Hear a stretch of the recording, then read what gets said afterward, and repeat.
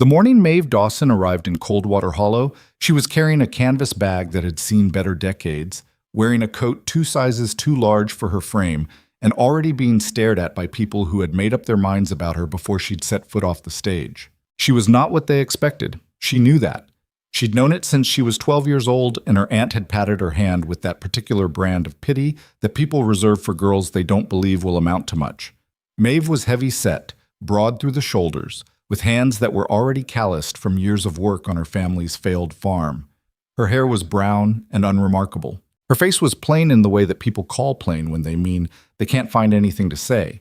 She was 26, unmarried, and had answered an advertisement in a Frontier Gazette that most women with options would have ignored. Wanted.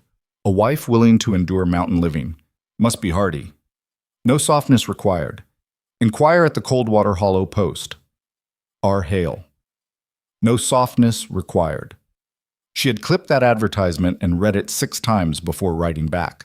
Not because it sounded appealing, because it sounded honest. The town of Coldwater Hollow sat at the base of the Greymount Range, and it was the kind of place that existed primarily as a stopping point, a place people passed through on the way to somewhere else or got stuck in when their luck ran out. The main street had a general store, a feed supply, a saloon that doubled as a dentist's office on Thursdays, and a post office run by a heavy-set man named Gerald Fitch, who seemed to know everything about everyone and was not shy about sharing it. Gerald was the one who met Maeve's stage. He was also the one who immediately began to explain why she was probably making a mistake. "You're the one answering Hale's advertisement?" He looked her up and down with the kind of open assessment that passed for manners in small towns. "You know about the others?" "I've heard some." She had not, actually, but she wasn't going to tell him that. 7 of them. Gerald held up 7 fingers as though she might not understand the number otherwise. 7 women came up here to marry Ronan Hale, and not a single one lasted a week. The Beaumont girl made it 4 days before she came back down, crying so hard she couldn't talk straight. The widow Crenshaw, and she was no delicate flower, I'll tell you, she lasted 3 days, said she'd rather take her chances with the drought back in Kansas. Maeve adjusted her bag on her shoulder. "Is there someone who can take me up the mountain, or do I need to arrange that myself?" Gerald stared at her. "You're not worried?" "I'm cold. I'm tired from 2 days on a stage, and I'd like to get where I'm going." She looked at him steadily. "So, is there someone?" There was a boy, as it turned out, a gap-toothed 14-year-old named Cobb, who ran errands for Gerald and who agreed to drive her up the mountain road in a wagon that listed slightly to the left. He talked the entire way up, which Maeve didn't mind. It was better than silence in her own thoughts. "Mr. Hale don't come to town much," Cobb said, navigating a rut in the frozen road with practiced ease. "Maybe twice a year for supplies. He sells his pelts to Mr. Dunmore, but he don't linger. People leave him alone mostly." "Why?" Cobb considered this. "He's big, and he looks like he's always about 2 seconds from being angry at something. Most folks find that off-putting." "What do you think of him?" The boy shrugged. "He paid me fair when I helped him haul lumber last spring. Didn't say much, but he didn't cheat me neither." He paused. "That's more than some men in town do." Maeve filed that away. The road climbed for another hour through pine forest that grew thicker and darker as they ascended. Snow lay heavy on the branches, and the air had a particular cold to it. Not just temperature, but weight, the kind of cold that comes from altitude and distance from anything warm. By the time the cabin came into view, Maeve's breath was making small clouds in front of her face, and her fingers had gone stiff inside her gloves. The cabin was not what she'd imagined. She hadn't imagined anything romantic. She wasn't given to that. But she'd expected something more rudimentary. What she saw instead was substantial. The structure was built from logs that had been fitted together with real precision, the kind of work that took time and skill. There was a barn attached at the back, a woodshed stacked floor to ceiling with cut timber, and a covered porch with tools hanging in neat rows along the wall. It looked like the home of someone who was serious about surviving. Ronan Hale was standing at the edge of the tree line when they arrived. He had a dead elk over his shoulders. The whole animal, carried like a man might carry a coat, and he set it down near the barn without apparent effort. Then he turned and looked at her. He was, Maeve thought, the largest human being she had ever seen in person. Not just tall, though he was that, well over 6 feet, but broad in the way that suggested it wasn't something he'd cultivated deliberately, just what happened when a body spent its entire life doing hard physical work in hard terrain. His beard was black going gray at the edges. His face was weathered in a way that made it difficult to guess his age with any accuracy, somewhere between 35 and 50. And the difference between those numbers didn't seem to matter much. His eyes, when they landed on her, were dark and completely without expression. He walked toward the wagon. He looked at her. He looked at her bag. "You're the one who wrote back," he said.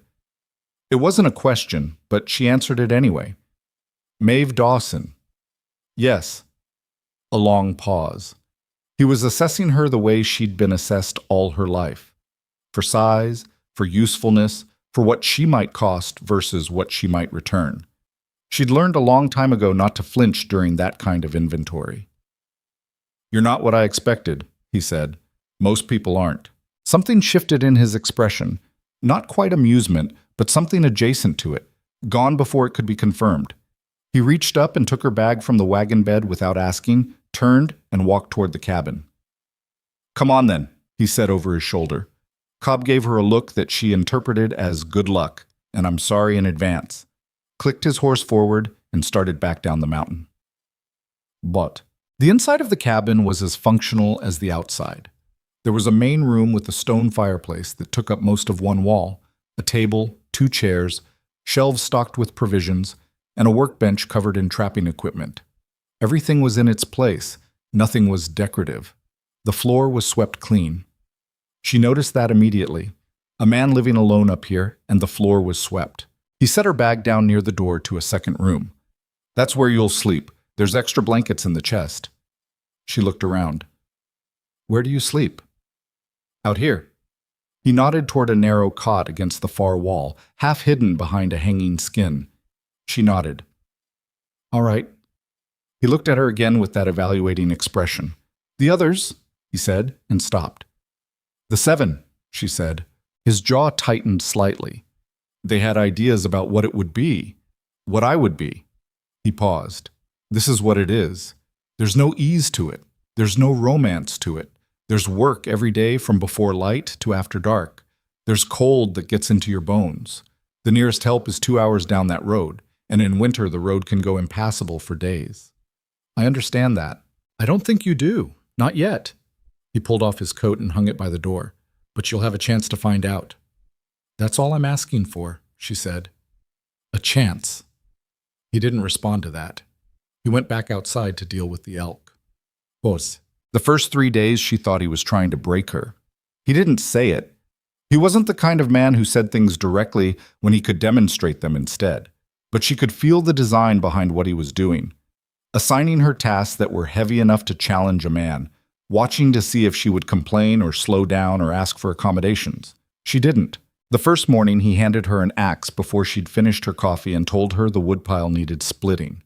She split wood for 3 hours. Her hands blistered. She didn't mention it. When she came back in to start on the midday meal, she wrapped her hands in strips of cloth she found in the supply chest and kept going. He watched her do that without comment.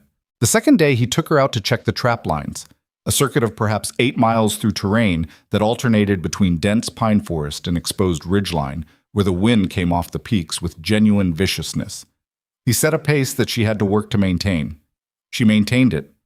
Her legs burned on the uphill sections, and she had to watch her footing carefully on the icy stretches, but she kept up with him and didn't ask him to slow down. At one point he stopped and looked back at her. She was 10 feet behind him, picking her way carefully over a section of exposed rock where the ice was thin and dangerous. "Most of them asked me to carry them over this part," he said. "I'll manage." She got across it, lost her footing briefly on the far side, caught herself on a pine branch, kept walking. He turned and kept going without another word. But she had the sense that something had been noted. The third day, he woke her before dawn and told her there was a snare that needed resetting on the far side of the creek, and the creek had partially frozen, which made crossing it more interesting. She crossed it. She got one boot wet. She reset the snare. He showed her how once, and she paid careful attention because she was not the kind of person who needed to be shown twice. And she crossed back. That evening, he made dinner for the first time since she'd arrived. She'd been cooking. She was a competent cook, Not an inspired one, but competent. And she came in from the cold to find him at the fire, stirring something in a pot that smelled like venison and root vegetables. She sat down at the table and said nothing. He set a bowl in front of her and sat across from her, and they ate without speaking for several minutes. "You didn't complain about the creek," he said finally.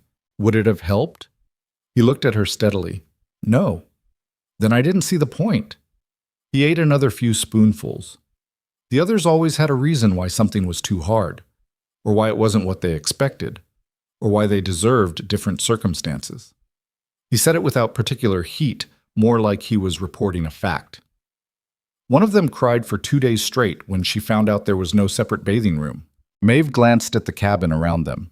There was no separate bathing room. There was a washtub near the fire. "I've bathed in a washtub my whole life," she said. "It's fine." He set his spoon down and looked at her for a long moment. "Why'd you come up here?" The question was direct enough that she took it seriously. She thought about giving him a simple answer. She needed the security, she had no other options, the usual things women said when they answered frontier advertisements. But something about the bluntness of the question made her feel like it deserved a blunt answer. "Because the advertisement said no softness required," she said. "And I am not a soft person. I've tried living among soft people my whole life, and I never fit." She turned her bowl in her hands. "Up here, the things that were wrong with me down there might actually be useful." He was quiet for a long time. The fire made small sounds.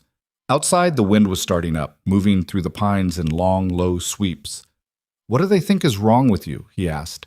"Take your pick. Too big, too plain, too practical, too stubborn, not agreeable enough." She looked at him. "Pick any of those." He looked back at her. "I've heard similar things." "I expect you have." They finished dinner in silence, but it was a different kind of silence than they'd been living in for the past 3 days. Less like two strangers enduring each other, more like two people who had just discovered they might be working from the same map. It didn't make things easy, not even close. The 4th day, they had their first real argument.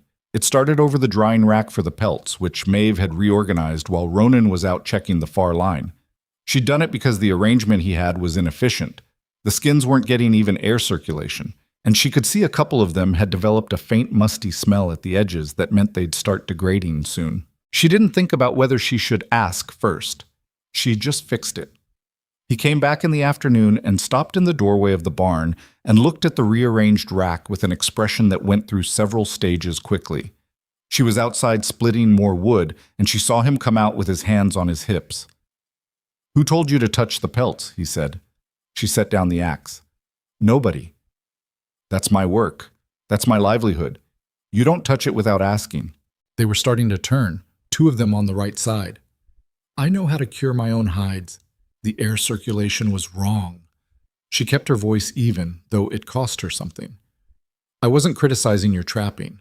I was fixing a drying problem." "I didn't ask you to fix anything." "No," she said. "You didn't. And if you want me to stand around watching things go wrong when I can see a simple solution, I'll do that. But it seems like a waste." She picked up the axe again. "The 2 on the far right are still borderline. You should check them tonight." He stood there for a long moment, clearly not used to being spoken to this way, and equally clearly not sure what to do about it. "You could have asked," he said. "You're right. Next time I will." She met his eyes. "But check the right side tonight." She went back to splitting wood. After a moment, she heard him go back into the barn. And later that evening, when he came in for dinner, he said, without preamble or acknowledgement of the earlier conversation, "You were right about the 2 on the right. I treated them." "Good," she said. They ate dinner. What? The 5th day, she found the dog. She'd seen the animal a few times, a large gray-coated thing that slept near the door of the barn and ate whatever scraps Ronan left out. He hadn't mentioned it, and she hadn't asked about it, and they'd established an uneasy mutual tolerance. But on the 5th morning, she found the dog lying down near the porch with its hind leg held at an angle that was immediately wrong, and she knelt down in the snow beside it without thinking. "Easy," she said quietly.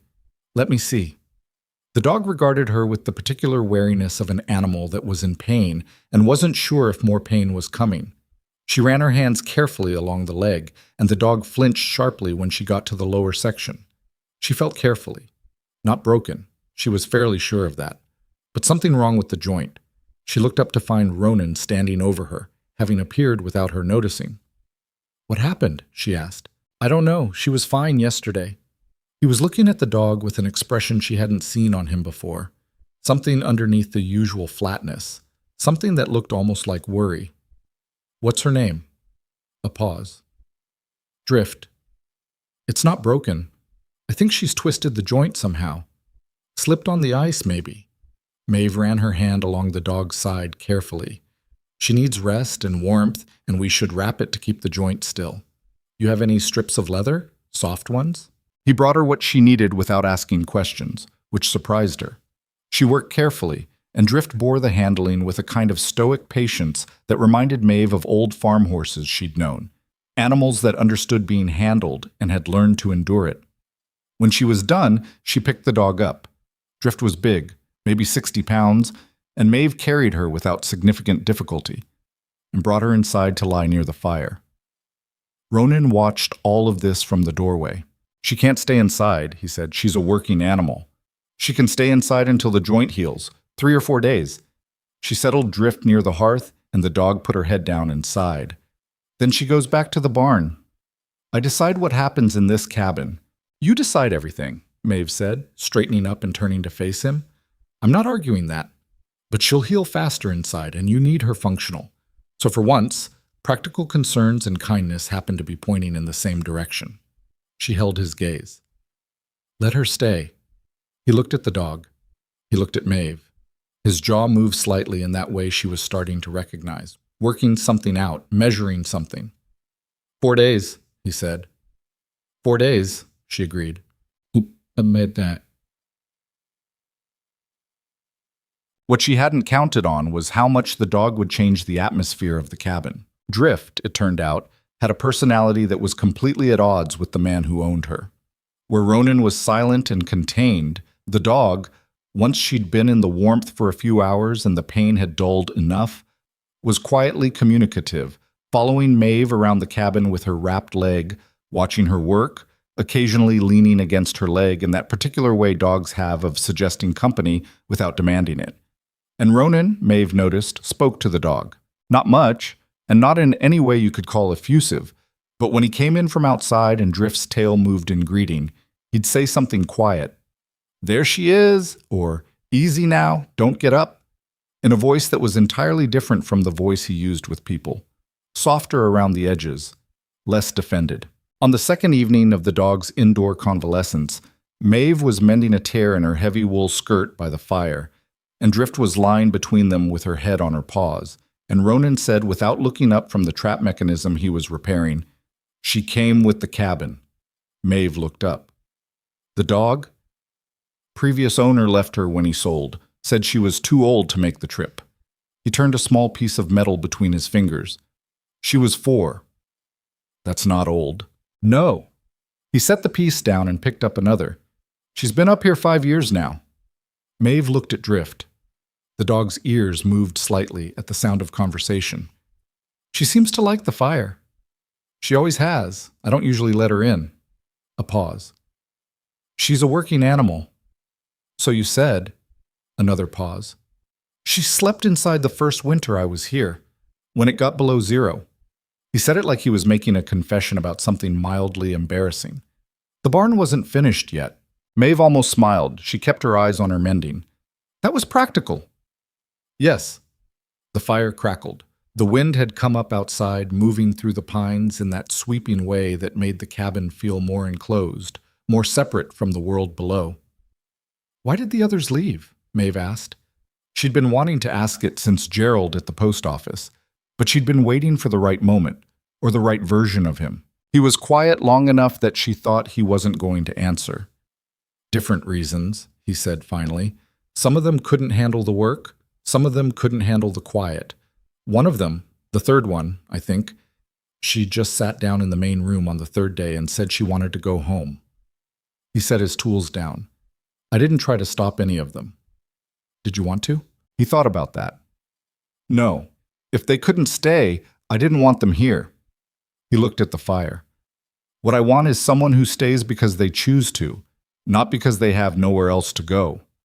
It was, she thought, the most honest thing he'd said to her since she'd arrived. And it told her something important about him. Not that he was hard, but that he was specific. That he had standards he hadn't given up on despite evidence that they might be unfillable. "I'm choosing to be here," she said quietly. He looked at her then.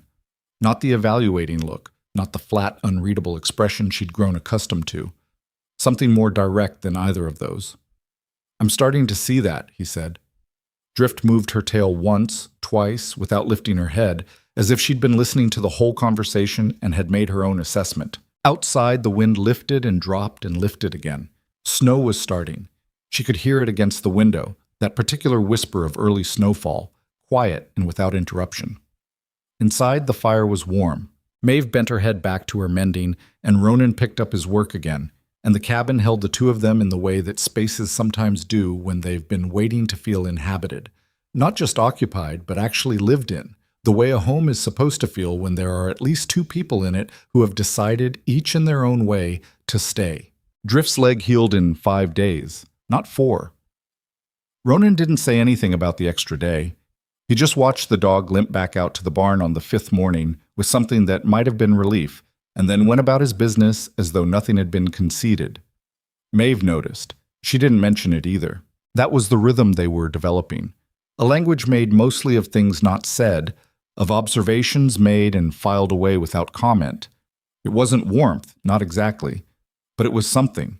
A careful attention to each other that neither of them would have named out loud if asked. The work itself didn't let up. If anything, as Maeve found her footing in the cabin's daily requirements, the scope of what needed doing expanded in her awareness. There were the obvious tasks: fire, food, water hauled from the creek, wood split and stacked. But there were others that she started to see the longer she was there.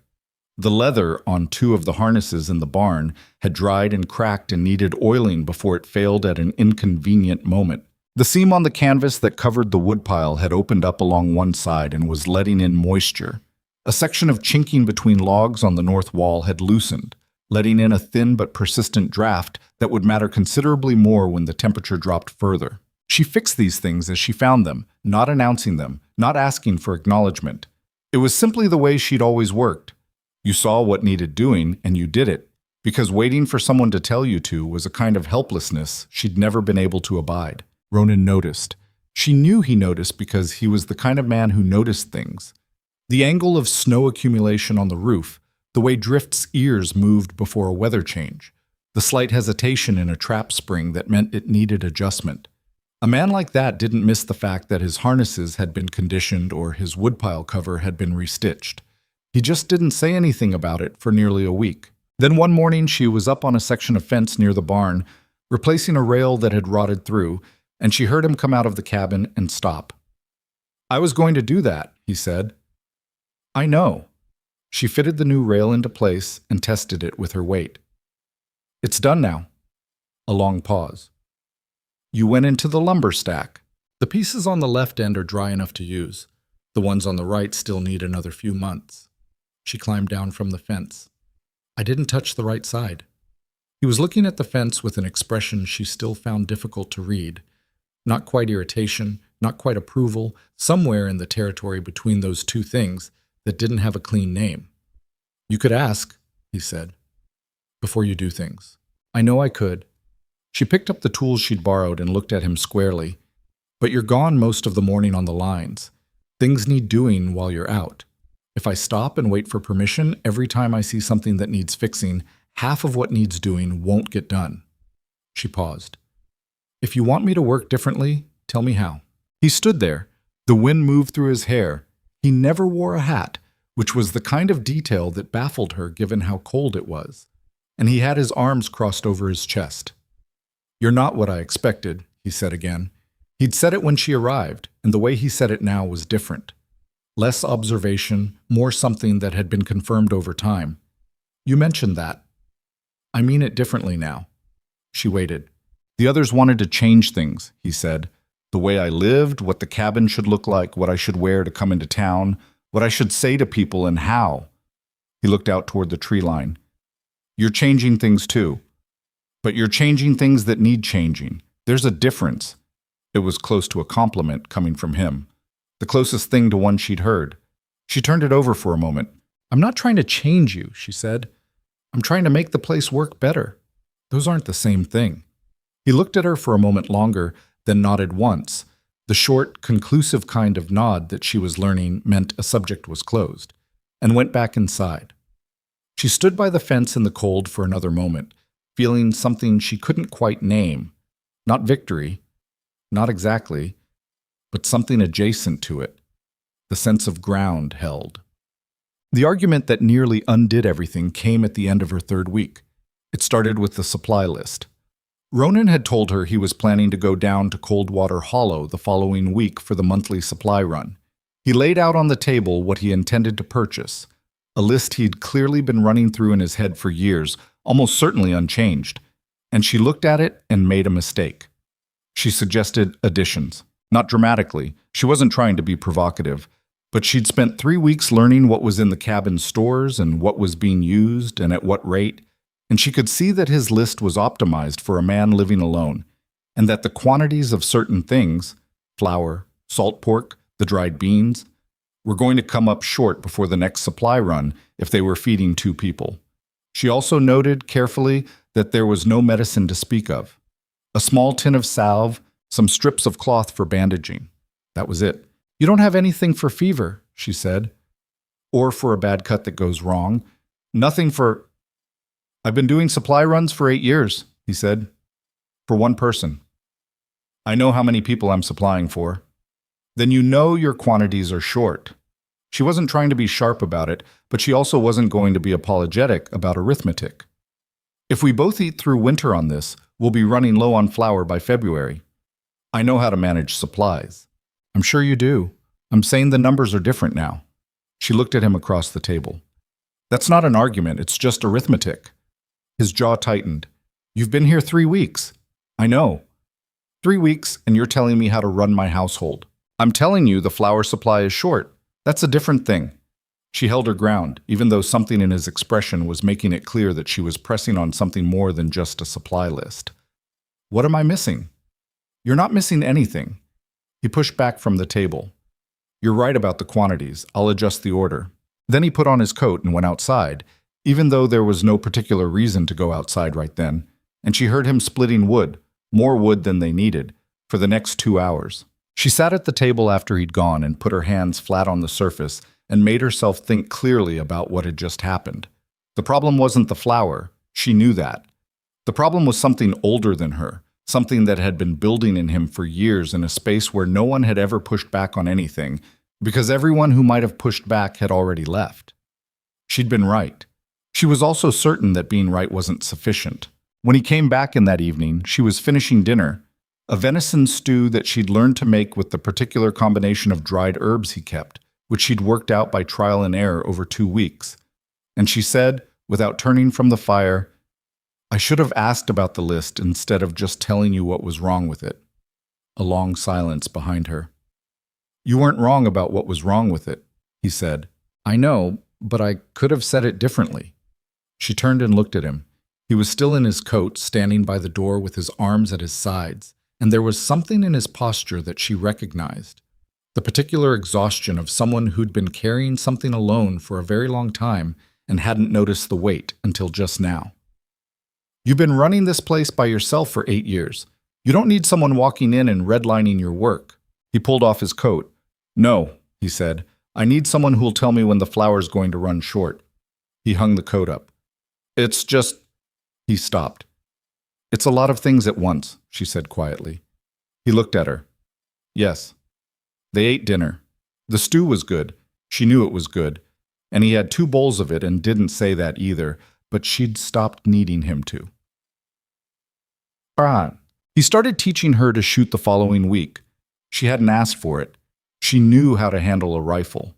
Her father had taught her when she was young enough that the recoil had knocked her down the first time, but she'd never fired anything like the heavy rifle Ronan used for larger game. And there were also 2 revolvers in the cabin that she'd identified but never touched. He handed her one of them on a Thursday morning, checked that she knew the basics, and walked her out to a section of cleared ground behind the barn where he'd set up targets on a fence post. Hold lower than you think, he said. Most people shoot high. She fired. It went high. He didn't laugh, which she appreciated. He adjusted her grip slightly, his hands on hers, matter of fact, impersonal, and she fired again. Better. Again, he said. She fired 6 rounds. 3 were good. 1 was very good. Natural, he said, which was approximately the highest praise she'd heard him give anything. My father showed me the basics. Your father a trapper? Farmer. Bad one, as it turned out. She reloaded with the efficiency he'd shown her, fingers finding the motions quickly. He was better at some things than farming. Shooting was one of them. What happened to the farm? Drought, then debt, then my mother died and my father followed her inside of a year. She said it the way you said things that had happened long enough ago that the grief had changed shape. Still there, but pressed flat, no longer sharp-edged. My aunt took me in. She was kind enough, but she had 5 of her own, and I was one more mouth, and everyone knew it. He was quiet for a moment. How old were you? 17. And then I worked, whatever there was to work at. She raised the revolver and fired at the far target. A good shot, near center. Cooking, cleaning, taking in laundry, some midwifery work when I could get it. Enough to get by. She lowered the gun. Not enough to get anywhere. He took that in without comment, in the way he did. Absorbing information, storing it somewhere, not reacting immediately. The advertisement, she said. It wasn't desperation. I want you to know that. I had enough to eat and a room to sleep in. She looked at the target. It was more that I could see what the rest of it was going to look like, if I stayed where I was. And you didn't like what you saw. I didn't like that I couldn't see anything at all. She glanced at him. You know that feeling? When you look forward and there's just more of the same, all the way out? He looked at the mountain above them for a long moment. Yes, he said. I know that feeling. She waited to see if he'd say more. He didn't, and she'd learned not to push those moments. They went back inside. He put the revolver away and she started on the midday meal, and the cabin settled back into its working rhythms. But something had shifted slightly. She could feel it the way you feel a change in air pressure. Not dramatic, not visible, but present. It was Drift who set off the next crisis, which was perhaps appropriate, given the dog's ongoing role as the cabin's reluctant diplomat. She got into the food stores. Specifically, she got into the section of the supply chest where Ronan kept a reserve of dried meat, venison and some elk, carefully prepared and set back against genuine need. The chest had a latch that Drift, in 8 years of presumably trying, had never managed to defeat.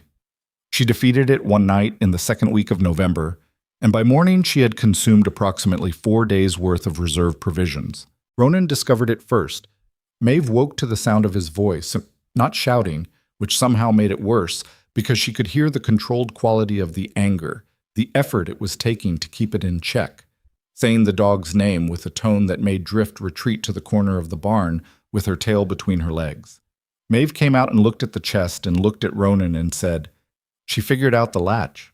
I can see that. His jaw was working. That was reserve stores. 4 days, maybe more. I know. She looked at the damage without trying to minimize it. How much do we have left overall? He told her. She did the arithmetic in her head. She was fast at that, always had been, and worked through what it meant against the probable timing of the next supply run and the current rate of use. We can compensate if we're careful, she said. I can stretch the beans further than we've been using them. And if you have a good week on the lines, we add to the meat stock. She looked at him. It's recoverable. It shouldn't have happened. No, it shouldn't have. She met his eyes. I should have noticed she'd been working at that latch. I've seen her sniffing around the chest. I should have said something.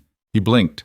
She thought he'd been expecting her to defend the dog, or explain it away, or find some other direction to point the problem. I also should have replaced that latch a year ago, he said, after a moment. It was loose. So we both missed it. He exhaled, a long, controlled breath that let some of the tension out.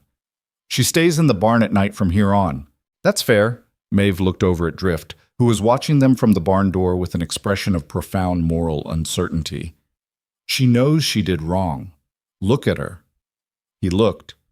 Drift flattened slightly under the attention, tail going tentative. She always knows when she's done wrong, he said. Doesn't stop her. That's dogs for you. That's most things, he said, and for just a moment, a brief, unguarded moment, there was something in his expression that was almost humor. Gone before she could be sure of it, but she'd seen it. She filed it away with the other things she was accumulating. Debt. November pressed down over the mountain with the particular authority of high-altitude winter, the kind that wasn't theatrical about it, that didn't announce itself with dramatic storms right away, but instead simply settled in, lowering the temperature by degrees, shortening the days until the light that made it through the tree line was thin and pale and gone by mid-afternoon. The cabin became their world, not in a comfortable way, not at first. There's a particular quality to being confined with another person, especially a person you're still figuring out, that strips away the neutral space you'd normally maintain. You can't avoid someone in a cabin. You can't take a long walk to decompress when something irritates you, not when the temperature outside would kill ambition inside of an hour. You have to manage yourself in the presence of another person, continuously, without respite. And that's harder than it sounds, when the other person is Ronan Hale and you're still in the process of learning. Which silences mean he's fine and which ones mean something is working behind his face that hasn't come out yet. She made mistakes. She knew she made them. She reorganized the tool storage in the barn one afternoon, purely logical, grouping things by function instead of the idiosyncratic arrangement he'd developed over years, and watched him spend 2 days quietly relocating everything back to where it had been. She didn't argue about it. She'd been wrong to do it without asking. The tools were his, and he used them in ways she didn't fully understand yet. She let him put them back. He made mistakes too. One afternoon in the second week of November, he came back from the lines in a state of compressed fury.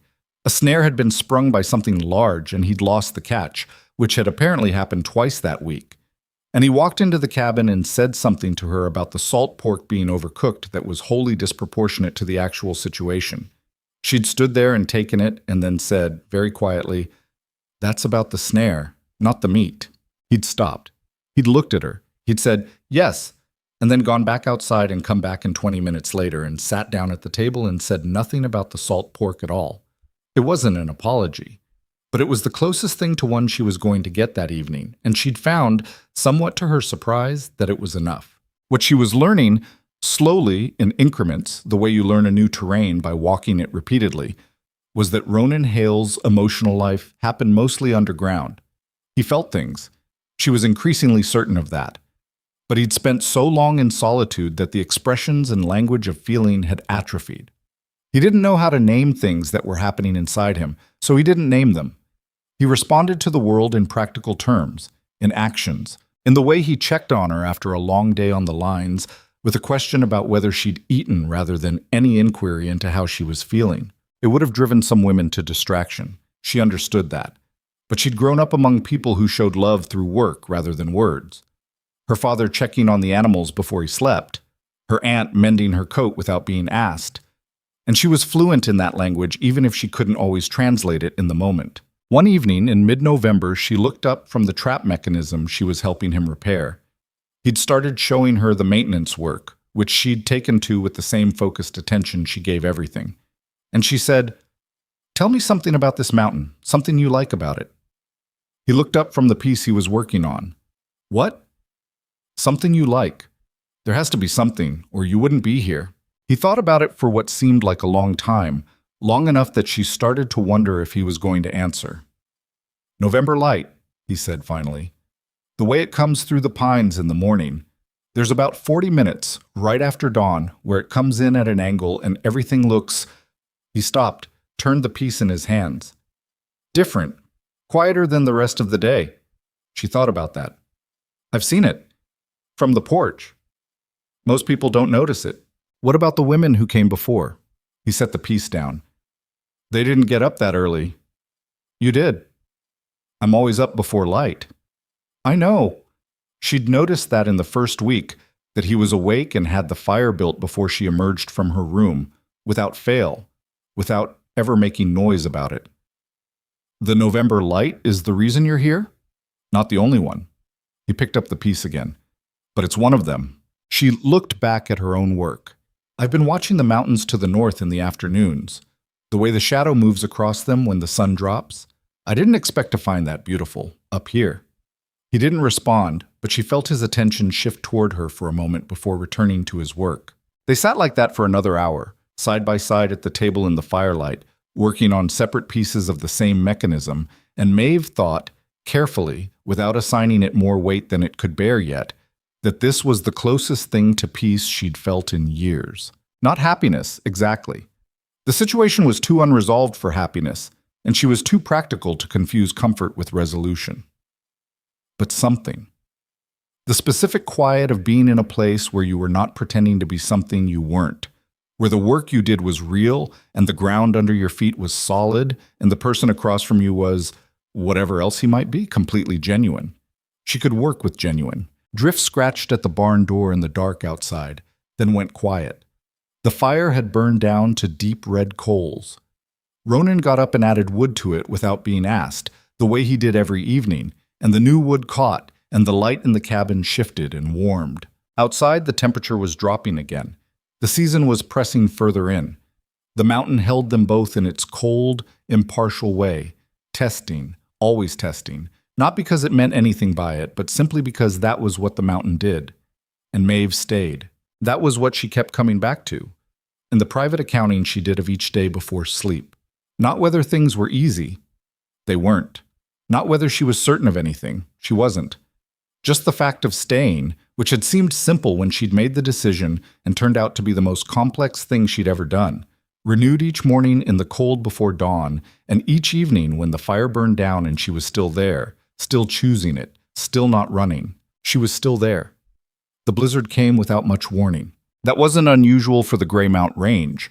Ronan had told her early on that the mountain didn't give you much notice when it decided to turn serious, and she'd cataloged that information alongside everything else he'd told her about living up here. But she'd assumed she would feel it coming somehow, the way you feel a shift in a room before anyone speaks. She'd assumed there would be something in the air, some pressure change or quality of light that would give her time to prepare herself. There wasn't, or there was, and she didn't yet know how to read it. She was outside filling the water barrel from the creek when the sky changed. Not gradually. It was as if someone had drawn a curtain across the mountain. The pale November light went flat and gray inside of 20 minutes, and then the wind came down off the northern peaks with a sound she hadn't heard before, a low sustained note that was less like weather and more like something structural, something happening in the architecture of the world above them. Ronan came out of the barn when he heard it and looked north and said, "Get inside." "I haven't finished." "Leave it."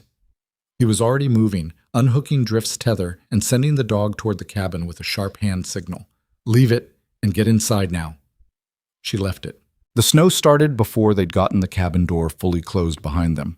Not gradually building from a few flakes, but arriving all at once, as if it had been held back and suddenly released. Within an hour, the window that faced north was half obscured. Within 2 hours, she couldn't see the barn from the porch. Ronan moved through the cabin with a focused efficiency that told her he'd been through this before, more than once. He banked the fire higher than usual. He brought in extra wood from the porch stack until there was a substantial pile inside the cabin itself. He checked the food stores with a systematic eye, counting without moving his lips, and then stood in the middle of the room and looked at the ceiling for a moment in a way that she'd come to understand meant he was running calculations. "How bad?" she asked. "Could be 2 days, could be 5. He looked at her. "Could be more."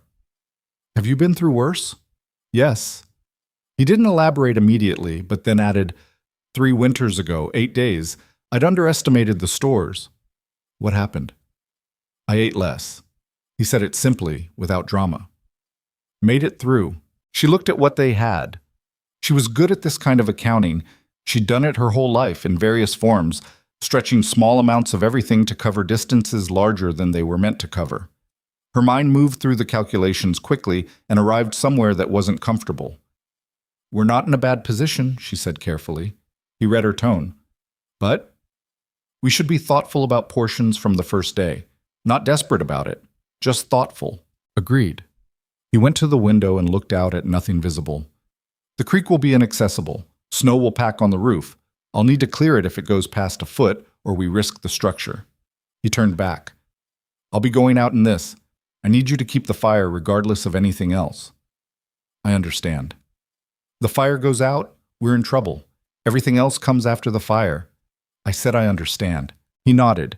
Then he went to his cot and lay down in his boots and slept for 2 hours while it was still possible to sleep, and Maeve sat by the fire with Drift at her feet and listened to the blizzard discover what it was capable of. Yes. By the second day, the wind had reached a register that made conversation difficult near the walls. The cabin held. The construction was too solid to be frightened by weather, the logs fitted too tightly, the fireplace drawing well. But the cold came in through the spaces nothing could fully seal.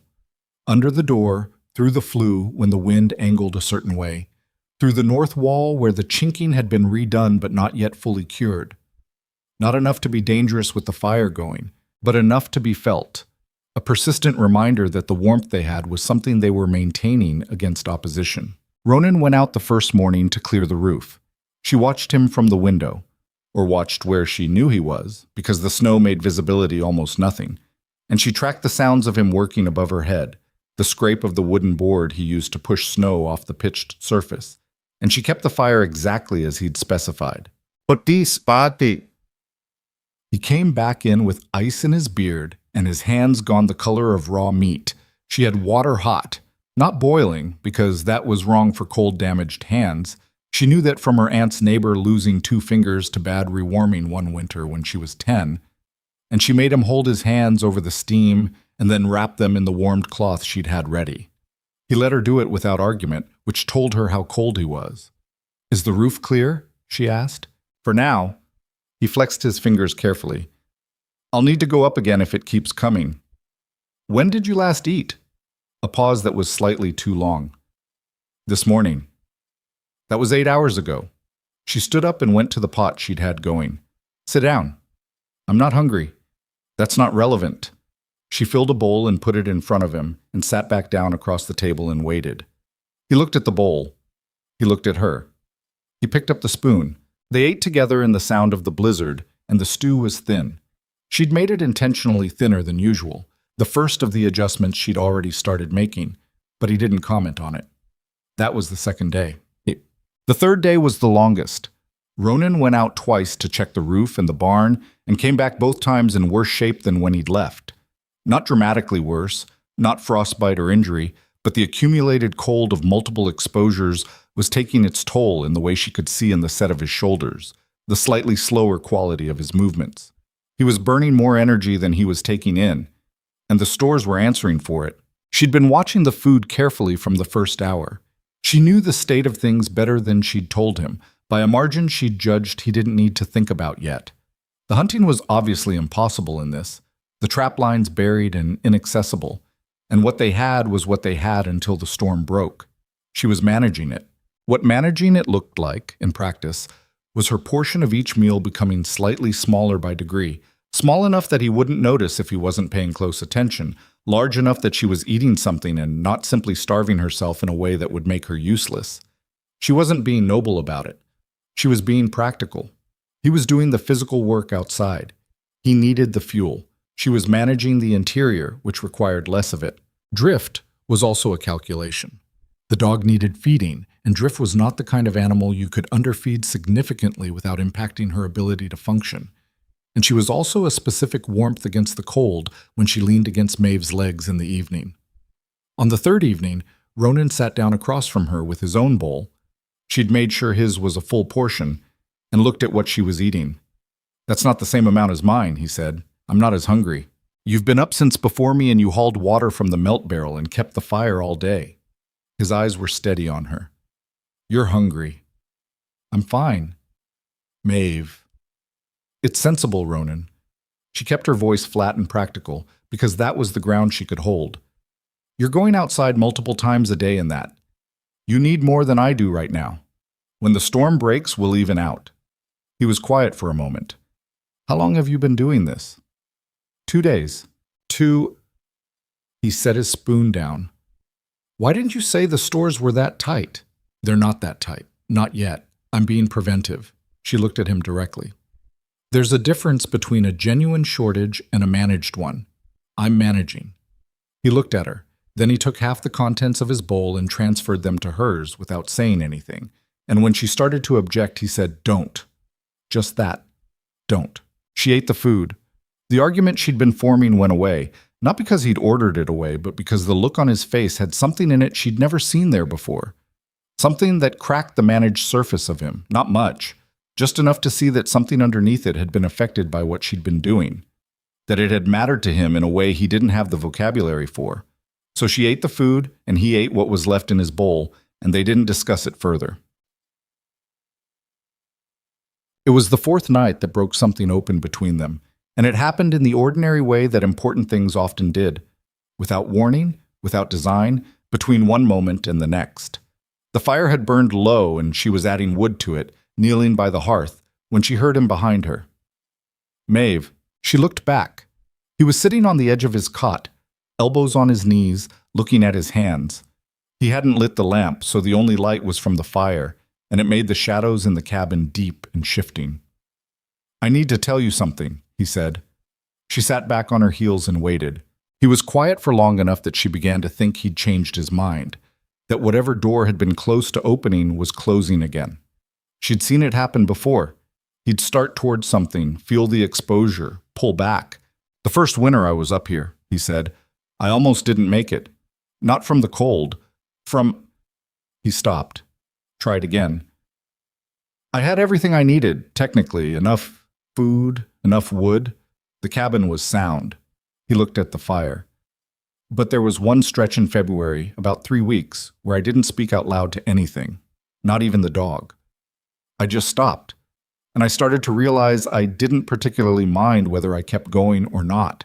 The fire made small sounds.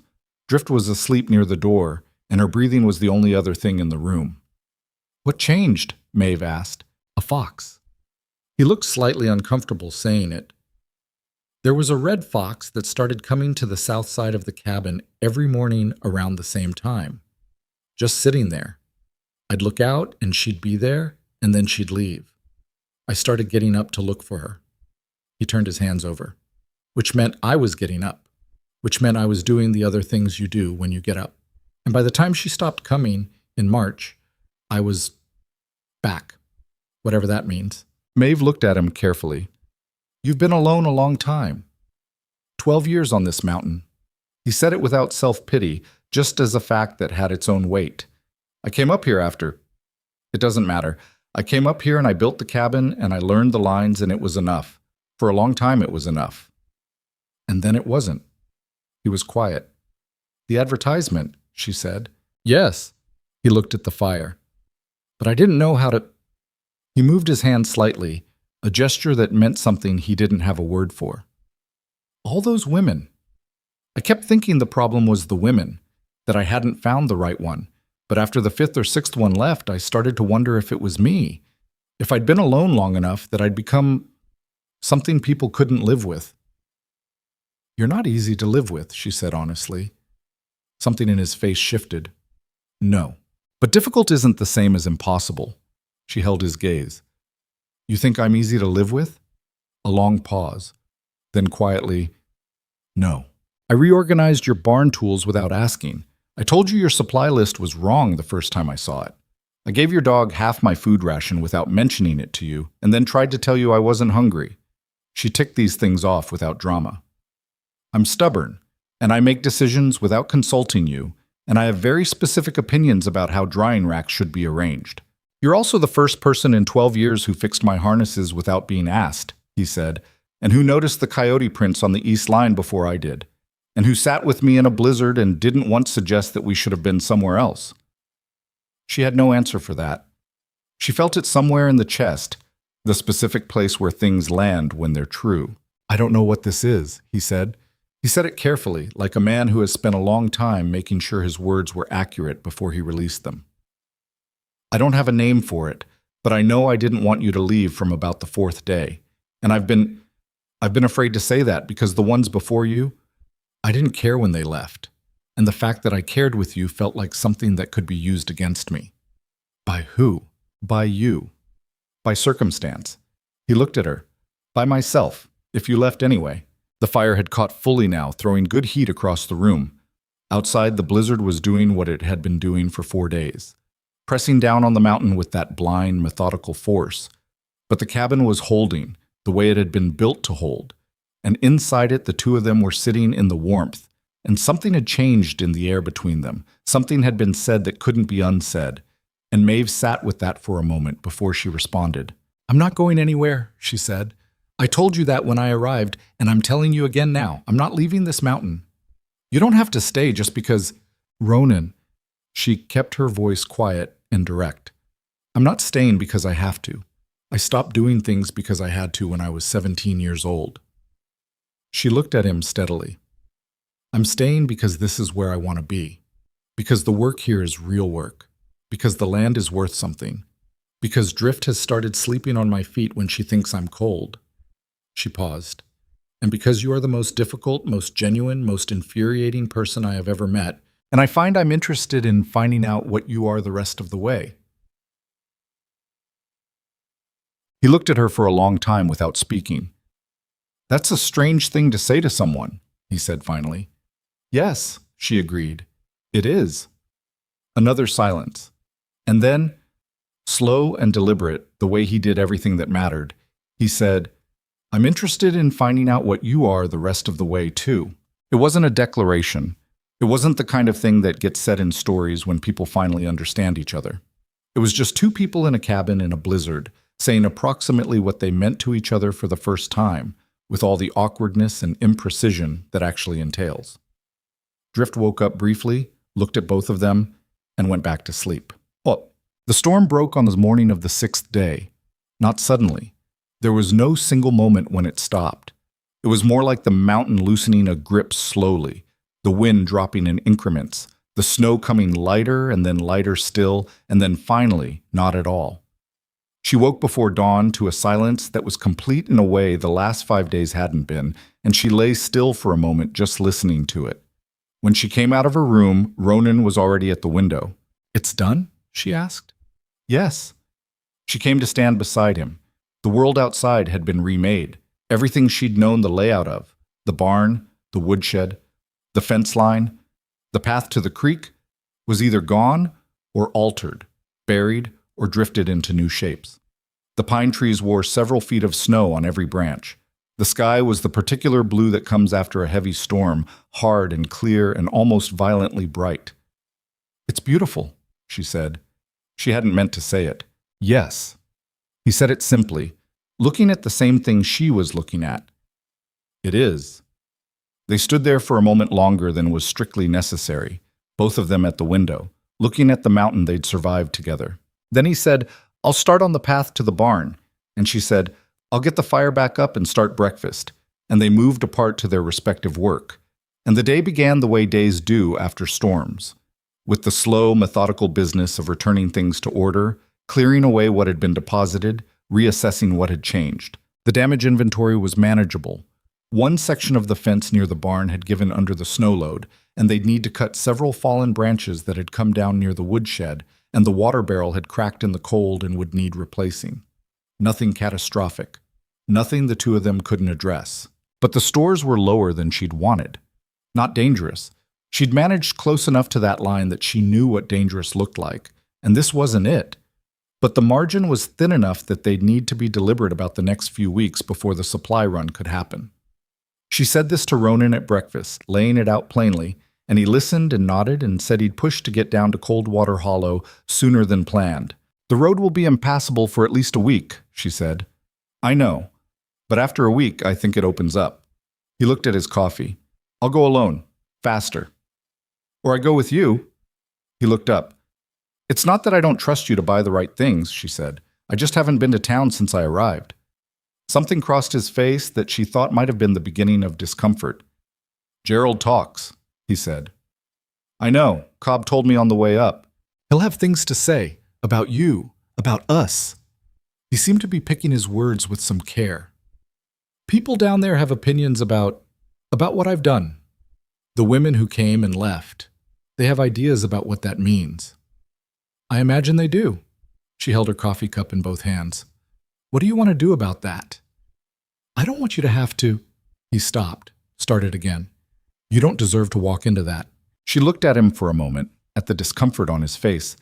This man who was not afraid of mountain lions or blizzards or 8-foot drifts being afraid of what Gerald Fitch might say to his wife in a general store. And she felt something shift in her chest. Not soft exactly, something more precise than softness, a specific warmth for a specific person. Ronan, she set down her cup. I grew up being talked about. I have been the subject of other people's opinions since I was old enough to understand that I was not what they expected me to be. She looked at him. I'm not worried about Gerald Fitch. He was quiet. And for what it's worth, she said, they can see that I'm still here. That's more than anyone expected. Whatever else Gerald has to say, that fact will speak for itself. He looked at her with that look she'd been cataloging since the first week. The one that moved through several things in quick succession and landed somewhere she couldn't entirely identify. She was getting closer to it, she thought, closer to knowing what it was. 2 weeks, he said. The road should be clear enough in 2 weeks. We'll both go. She nodded. All right, done. The 2 weeks that followed the blizzard had a quality that was different from everything before them. Not easier. The physical work of digging out was enormous, and the cold that came in behind the storm's departure was drier and sharper than what had preceded it, the kind of cold that cracked wood and froze water in containers left too close to the wall overnight. They were tired in the way that accumulated fatigue becomes, where you don't notice it specifically until you sit down and discover getting up again costs something, but different. There was something between them that hadn't been there before the storm, forged out of that conversation in the firelight and the days of managed scarcity and the morning at the window looking at the altered world. It wasn't effortless. Nothing about Ronan Hale was ever effortless, and she was not the kind of person who created ease around her. But it was real, a foundation of some kind, the kind that doesn't announce itself. He started talking more, not dramatically more. He was not going to become a verbose man. She understood that, and she didn't want him to. But where before he'd operated in sustained silences punctuated by necessary communication, now there were evenings where he'd say things that weren't strictly necessary. About the mountain, about the years he'd been there, about the trapping techniques he'd learned from an old Métis man who'd come through when he was in his second winter, who had spent 3 days showing him things about reading snow and animal behavior that no book could have taught him. She listened. She contributed when she had something to contribute and was quiet when she didn't, and she noticed that he appreciated the distinction, that he talked more freely with someone who didn't feel the need to respond to every sentence with another sentence. One evening she told him about her mother. She didn't do it because it came up organically, or because there was a natural segue. She did it because she'd been thinking about it for days, in the particular way that things surface after long pressure from below, and she decided there was no good time and now was as good as any. She told him about the way her mother used to start dinner before the sun went down in winter so the cabin would be warm by full dark, and how she'd sung while she cooked, badly, enthusiastically, without self-consciousness, and how the absence of that sound had been, after she'd died, the thing Maeve had felt most acutely, in the strangest moments, for years. Ronan listened to all of it. He didn't speak when she finished. He reached across the table and put his hand briefly over hers, just for a moment, then away, and said nothing. She thought about what that kind of man's silence cost sometimes, what it protected. She thought about the fox that had come to the south wall in February and made him get up in the morning, and she thought that there were all kinds of things that saved a person without meaning to. Outside, the temperature dropped another degree. The mountain held them, cold and impartial and enormous. And inside the cabin, Ronan Hale, who had been alone for 12 years and had become in that time something the world called untouchable, sat across the table from a woman who had made herself at home in the hardest place she'd ever been, and the fire between them burned without going out. The trip down to Coldwater Hollow happened on a Tuesday, 2 weeks and 3 days after the blizzard broke, when the road had cleared enough that the wagon could manage it without sliding off the grade. Ronan had been right about Gerald Fitch. The man was behind his counter when they walked in together, and the expression that moved across his face was something between surprise and the particular satisfaction of a person who has been waiting a long time for information he could distribute. His eyes went from Ronan to Maeve and back again, making rapid calculations. "Well," Gerald said, "Miss Dawson, still here." "Mrs. Hale," Maeve said. She said it without aggression, just as a correction of fact, and she watched it land on Gerald with the impact of something unexpected. Gerald looked at Ronan. Ronan looked back at him with his usual flat expression and said nothing. "Right then," Gerald said, and began filling the supply order. It wasn't the only moment. There were two women at the dry goods end of the store who went quiet when Maeve approached. She could feel their assessment moving over her like a physical thing, the kind she'd felt her whole life, taking inventory of what she was and finding the total wanting. She picked up the cloth she needed, checked it for quality, set back what wasn't sufficient, and took what was without acknowledging the attention. On the way back to the wagon, a man she didn't know stopped Ronan in the street. Middle-aged, well-fed, with the look of someone who dealt in other people's property. He introduced himself as Harlan Voss, and spoke to Ronan with the particular familiarity of a man who has never actually been close to someone, but has decided proximity equals intimacy. "Hale, didn't know you'd be in today." His eyes moved to Maeve briefly. "Heard you'd taken on a wife." "Supply run," Ronan said, which answered nothing and was clearly intended to. Voss smiled with a lot of teeth. Right. Listen, I've been meaning to get up the mountain to talk to you about that east section, the ridgeline. I've had some interest from a timber concern, and it's not for sale," Ronan said. "You haven't heard the offer. It's not for sale." He nodded to Maeve and they walked past Voss to the wagon. She didn't say anything until they were out of town and climbing the road. Then she said, "Who is he?" "Harlan Voss. He deals in land, mostly other people's land." Ronan kept his eyes on the road. "He's been trying to get at the east section for 2 years. There's old timber up there that a mill would pay for." "Is it your land legally?" "Filed and recorded." He said it with the firmness of someone who has been asked the question before and found the answer worth protecting. "Voss knows it. He's just hoping I'll be ignorant enough or desperate enough to sell cheap." "He doesn't seem like the kind of man who stops asking." "No," Ronan said. "He doesn't." She filed that away the way she filed everything, quietly, completely, in a part of her mind that didn't discard things. They were back on the mountain before dark, and the descent into the familiar rhythms of the cabin, fire, dinner, the evening work, was something she now recognized as comfort, even if she wouldn't have named it that out loud. Drift met them at the barn with her tail in full motion, and Ronan bent and rubbed the dog's ears with both hands in that private way he had, the way he only did when he thought nobody was watching closely. Maeve was always watching closely. She'd learned more about him from the moments he thought were unobserved than from any conversation they'd had. December came in behind their supply run and settled on the mountain with the authority of a season that knows it owns the next several months. The light shortened further. The temperature found new floors. The trap lines became Ronan's entire professional world.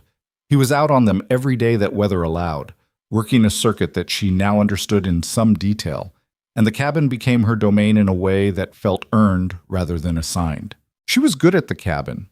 She was good at the specific calculations of it, what needed doing in what order, how to sequence the day's tasks against the available light, how to manage the fire for maximum efficiency rather than just maximum warmth. She'd found the system Ronan had been running for years and improved it in ways that were invisible unless you were paying close attention, which she always was, and which he was beginning to. "You rearranged the shelving again," he said one evening, looking at the supply area. "The heavy things were on top. If the shelf shifted in the cold, which it will, the wood contracts, the heavy things fall first." She was at the table mending a tear in his work coat. "Now they're at the bottom." He looked at the shelving. He looked at her. "You should have been a quartermaster." "I was, essentially, for most of my adult life."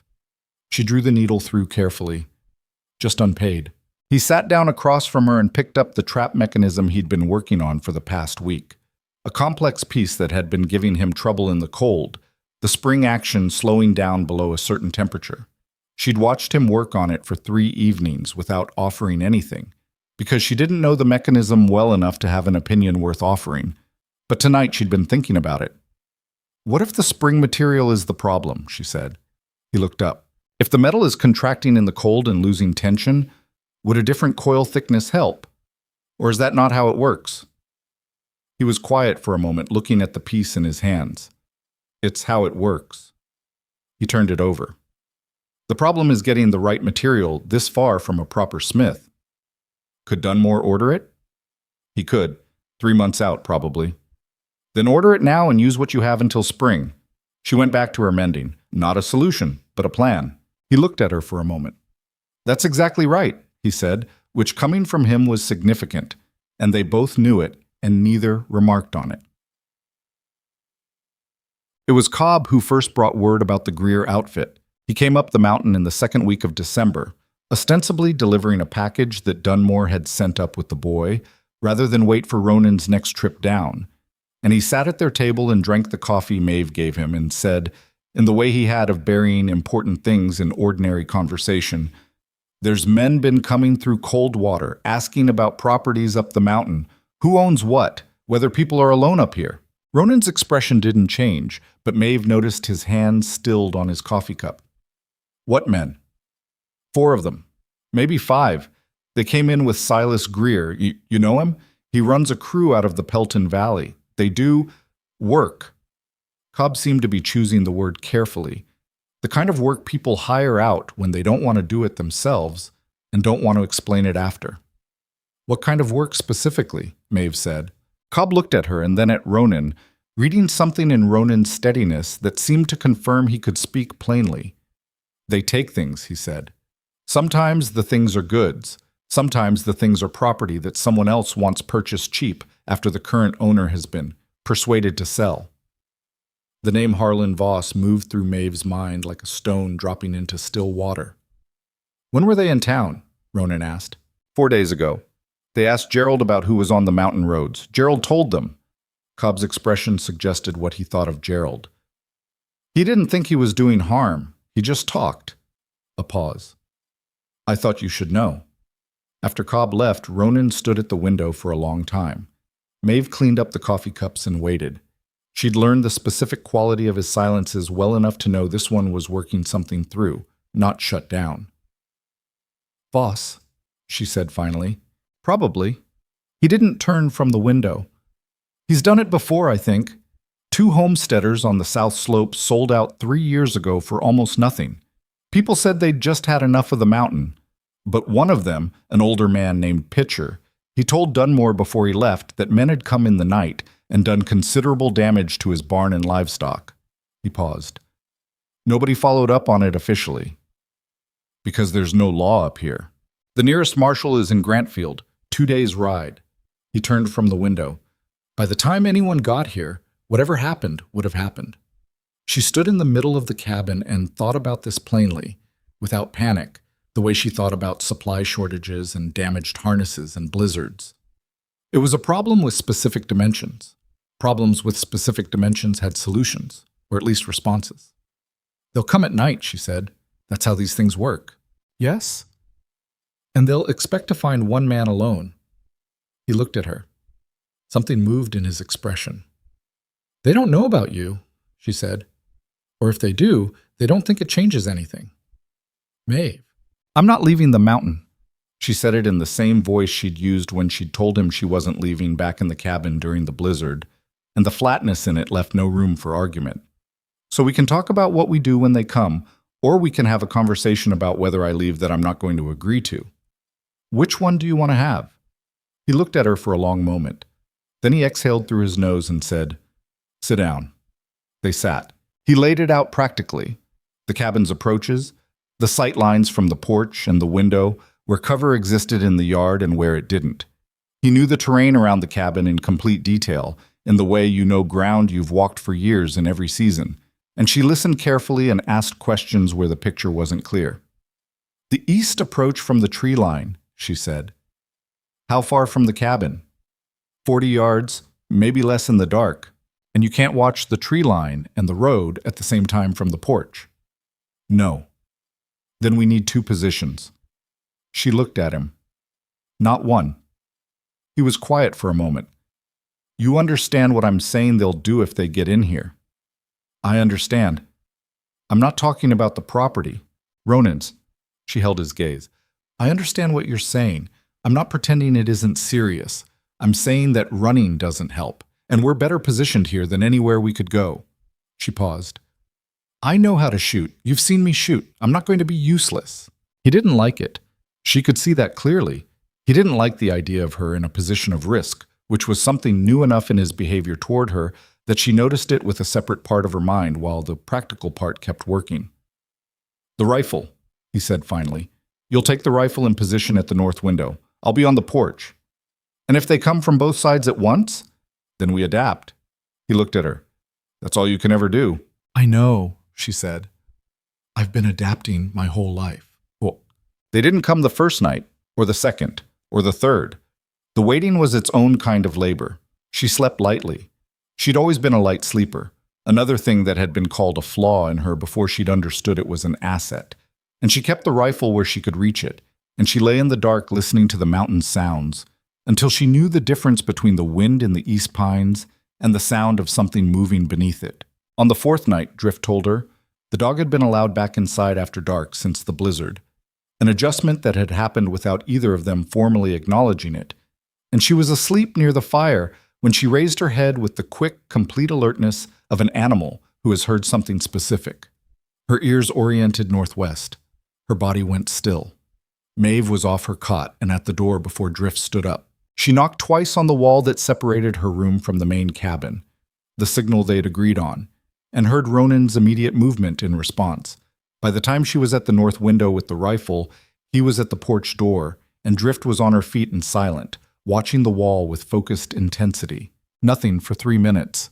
The mountain was dark and cold, and the only light was starlight, which at this altitude and clarity was more than she'd expected when she arrived, enough to see shapes against snow if they were moving. She saw the first one at the tree line, a shape that was too regular, too upright, too deliberate to be anything wild. Then a second one, slightly apart from the first. They were moving slowly, which was worse than fast. Fast would be panicked, improvised. Slow meant planned. She tracked them through the window and said quietly without turning, "2 from the northwest, tree line." "I see one on the road," Ronan said from the porch, equally quiet. "Moving toward the barn, 3 then." Maybe more she couldn't see.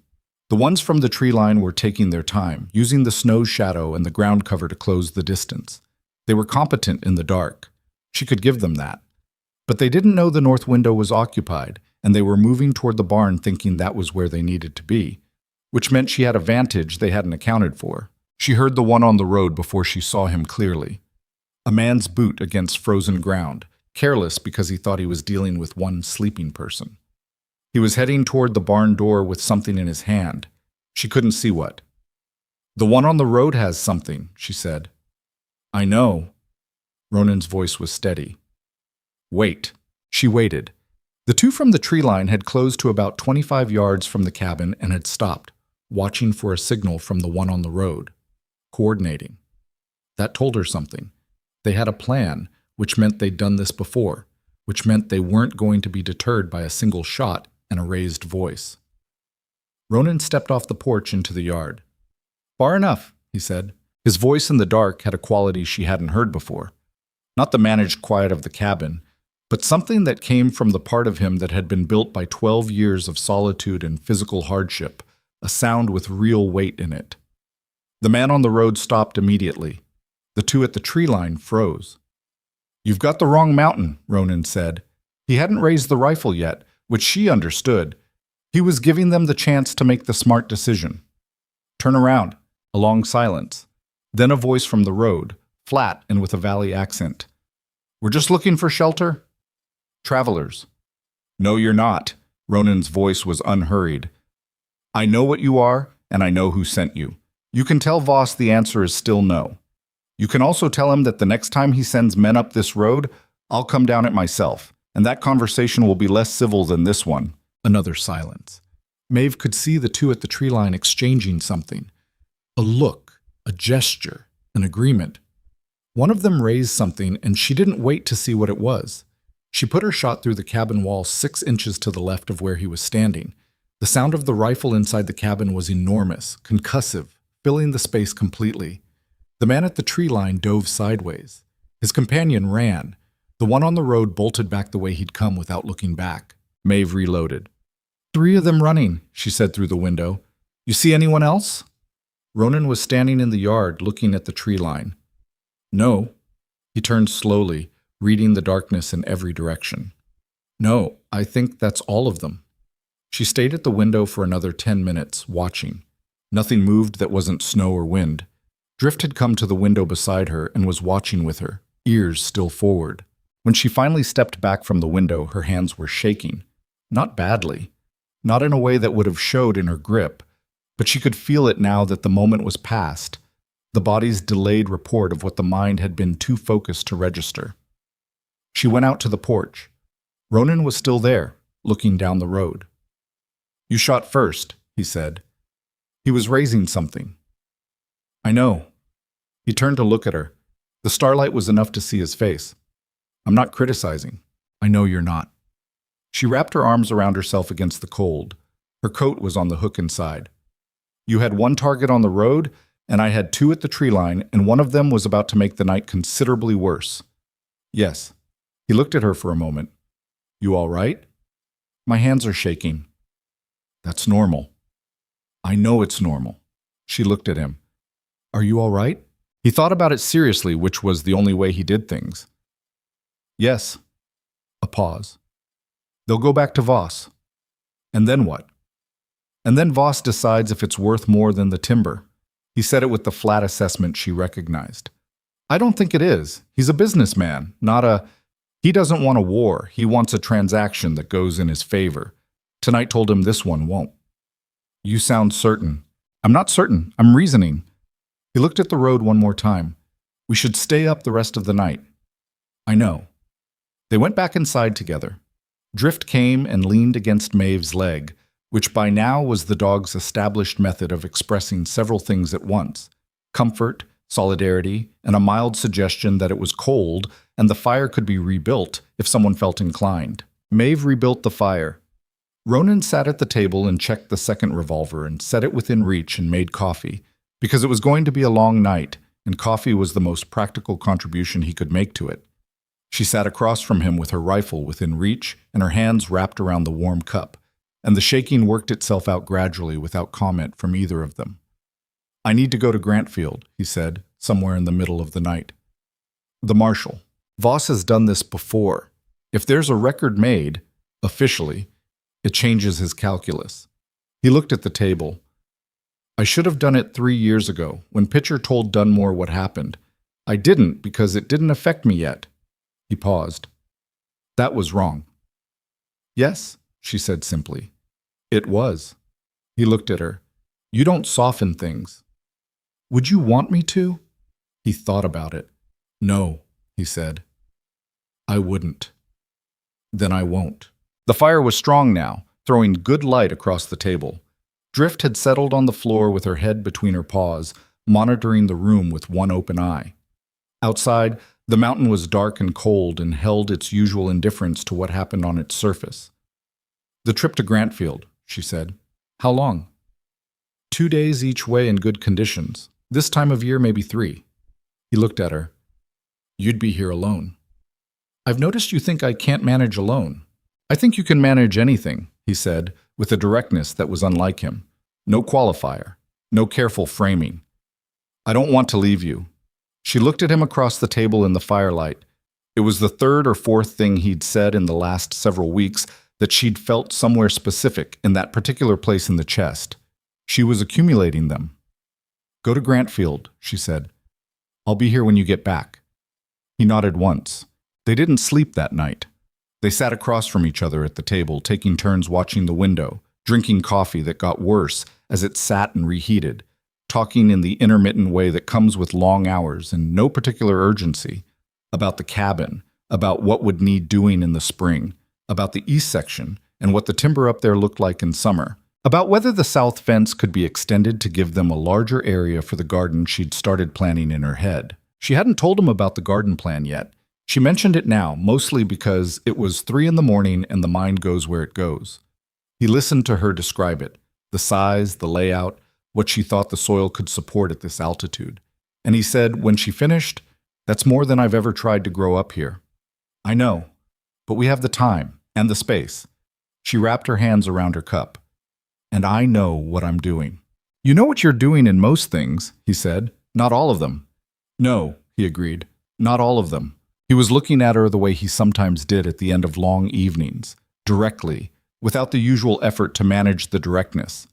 He was tired enough that the habitual defenses were slower than usual, and what was underneath them was something she'd been seeing more frequently, a specific quality of attention, of presence, that she'd cataloged in her private accounting of him as the closest thing to tenderness that Ronan Hale knew how to express. She looked back. She let him look. Outside, the sky on the eastern edge of the mountain was beginning its imperceptible shift toward dawn. Not light yet, not even close, but the specific quality of dark that comes just before the color starts. The most patient time of night. They watched it come. Ronan left for Grantfield 2 days after the nightmen came up the road. He didn't want to go. She could see it in the way he prepared, more thorough than necessary, checking things twice that didn't need checking, giving her instructions about the fire and the stores, and Drift's feeding with a repetition that was unlike him. She let him do it. She understood that this was the only way he knew how to say that he was concerned about leaving her, and she had learned by now that correcting Ronan Hale's method of expressing something was usually less useful than simply receiving what he was trying to say. "The second revolver is loaded," he said for the second time that morning. "It's on the shelf above the workbench. I know where it is. I put it there. If anything happens, Ronan," she looked at him steadily, "go to Grantfield. Make the report. Come back." She held his gaze. "I've been managing difficult situations since I was 17 years old. I can manage a cabin for 6 days. He stood in the doorway with his pack and looked at her for a long moment. Then he said, "I'll be back in 6 days, 7 at the most. I'll be here." He nodded. Then he did something she wasn't expecting. He reached out and put his hand against the side of her face, briefly, the way you might check something fragile for temperature. And then he dropped his hand and turned and went down the road without looking back. She stood on the porch and watched him until the pines closed around him and he was gone. Then she went inside and got to work, because that was what you did. The 6 days alone were not what she'd expected. Not harder. She'd expected hard, and she was equipped for hard. But quieter in a way that had texture to it, a specific quality of aloneness that was different from the loneliness she'd known before the mountain. The cabin, she realized, had changed what alone felt like. It wasn't empty the way it would have been before. It held evidence of 2 people. His coat on the hook beside hers, his tools on the workbench beside the mended harness she'd been working on, the particular arrangement of things in the supply chest that was now a negotiated result of both their systems. It was the aloneness of someone temporarily apart from something, not the aloneness of someone who has never had anything to be apart from. She hadn't expected to notice the difference so clearly. Drift was good company, which she also hadn't fully anticipated. The dog had made her own decision about where her primary allegiance lay. It seemed to shift depending on who was present, and in Ronan's absence it shifted entirely to Maeve, following her through the cabin's daily routines with a focused attention that was both endearing and occasionally underfoot. "You're going to trip me one of these days," Maeve told her on the 3rd morning, stepping around the dog for the 4th time in an hour. Drift looked up at her with the complete moral certainty of a dog who is convinced she is being helpful. "You're not sorry," Maeve said. "I can see that." She talked to the dog more than she would have admitted to anyone, not in a way that required answers. She was too practical for that. But the sound of her own voice in the cabin felt necessary in a way she hadn't anticipated, like keeping a specific kind of warmth going that wasn't related to the fire. On the 4th day, she started planning the garden in earnest. She'd been thinking about it since the night she'd mentioned it to Ronan across the coffee table at 3 in the morning, but thinking about it and doing something about it were different things. And with 6 days of uninterrupted time and the particular focus that comes from being alone with a problem you're interested in, she started actually working it out. She found paper in Ronan's supply of writing materials. He kept a careful ledger of his trade accounts. She'd seen it, and beside it a small stack of blank pages. And she borrowed 2 pages and began drawing layouts. The south-facing slope below the cabin. The existing soil quality she'd assessed from digging fence post holes in the fall. Rocky but workable, with better depth toward the middle of the slope. What would actually grow at this altitude in the shortened season? Root vegetables primarily, hardy greens in the early and late weeks, possibly beans if the summer ran long. She worked through it carefully, and ended up with something realistic. Not ambitious in the romantic sense, but genuinely productive in the way that would matter when they were doing store calculations next fall. She looked at what she'd drawn and felt something she identified after a moment as investment. Not just in the plan, but in the future it assumed.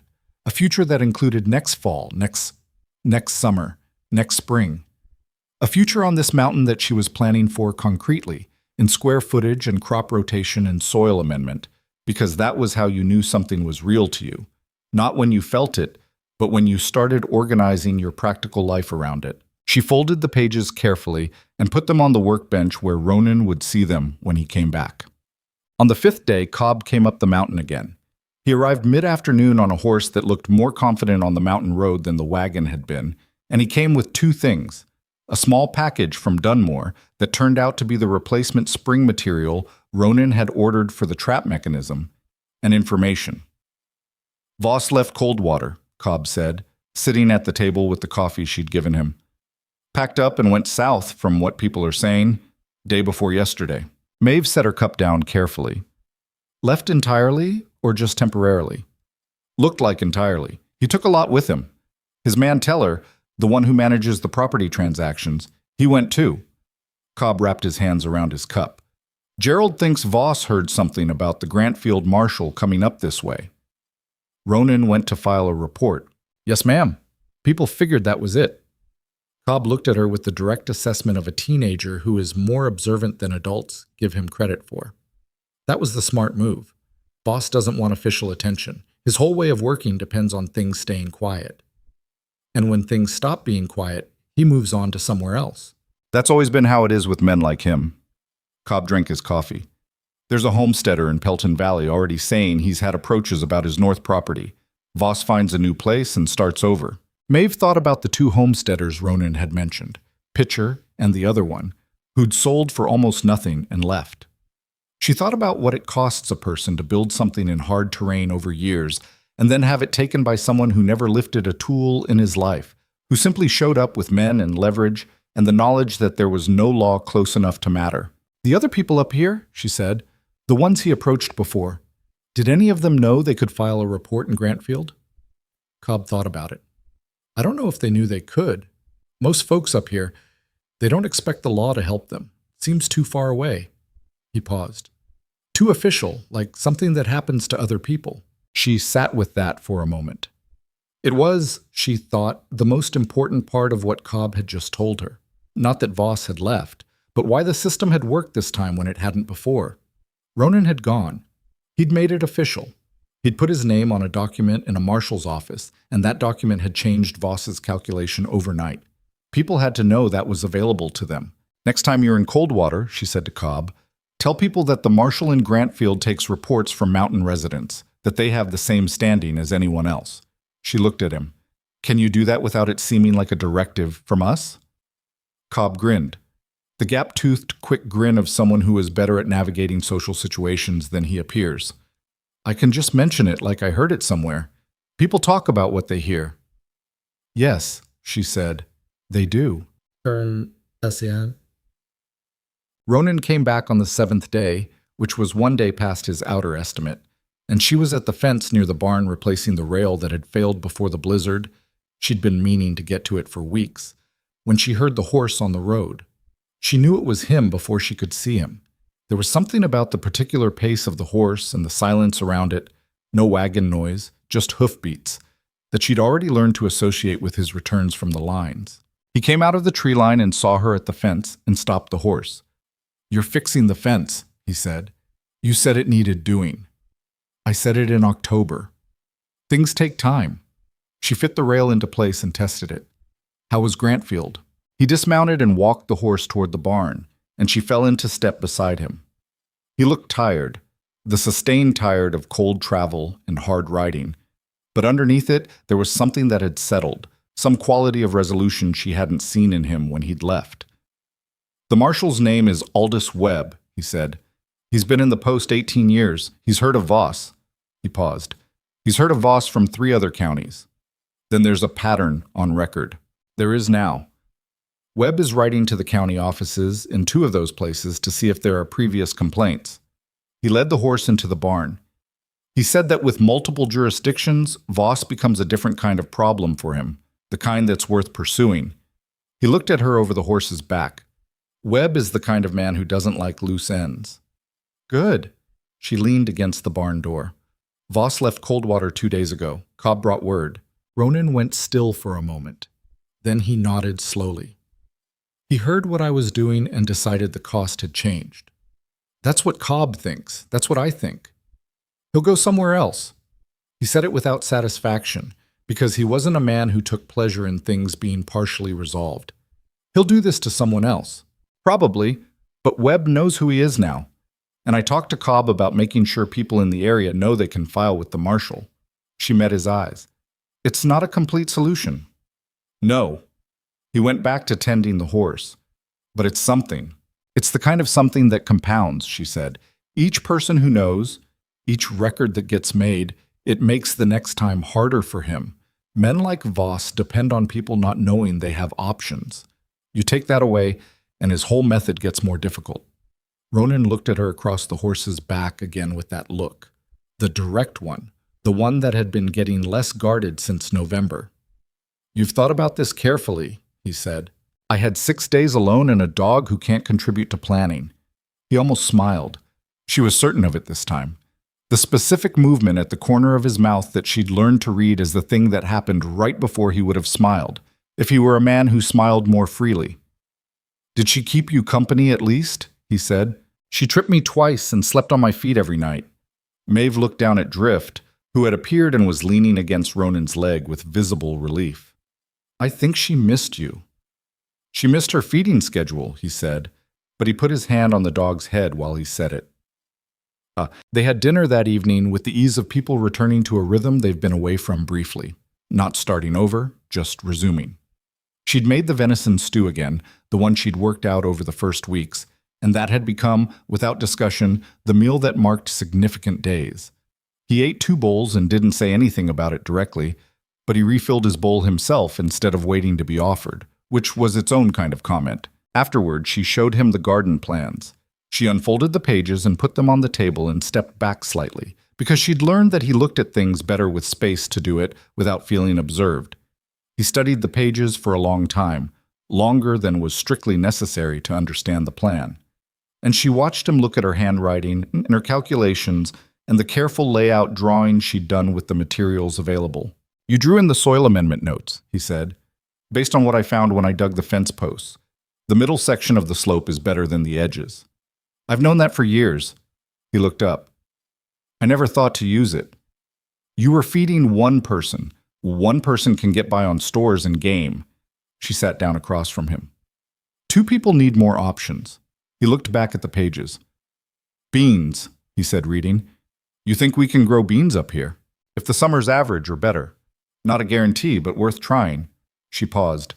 The root vegetables are the reliable ones. Turnips, carrots, parsnips, those are the foundation. The beans and the greens are the stretch goals. Stretch goals, he repeated, like the phrase was new to him.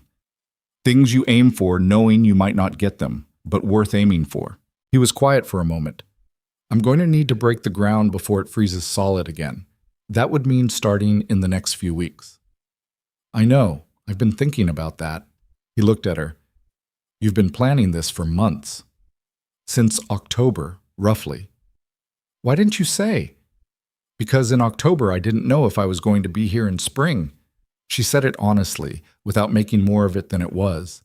It didn't make sense to plan for something I wasn't sure of. He set the pages down flat on the table. He looked at them for another moment. Then he looked at her. Are you sure of it now? He asked. It was, she understood, the most direct question he had ever asked her about the thing that was between them. Not the land, not the garden, not the practical circumstances. The actual question underneath all of those. She looked back at him across the table. This man who had been alone so long, he'd nearly forgotten the specific weight of having someone who had built his life in the hardest place he could find and called that surviving, who had put his hand against her face before he rode to Grantfield in a gesture so brief and undefended that she'd held it carefully in memory for 7 days. Yes, she said, I'm sure of it. He didn't respond immediately. He looked at the garden plan again, and she waited because she'd learned that his pauses were never empty. They were where he kept the things he was working out how to say. "I told Webb about the east section," he said, "about the timber. He said with the report filed, Voss would have difficulty claiming any kind of transaction went wrong.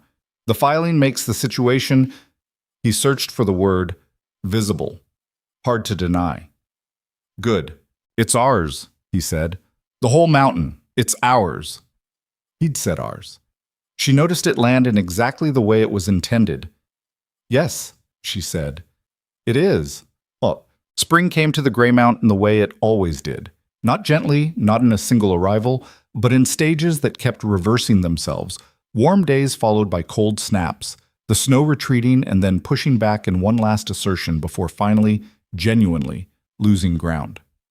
By March, the creek was running strong again, and the road was navigable and the light had recovered its length, mornings arriving earlier and staying, evenings stretching out to give the day more room. Ronan broke ground on the south slope in the second week of March, working the soil with the methodical thoroughness he brought to everything physical.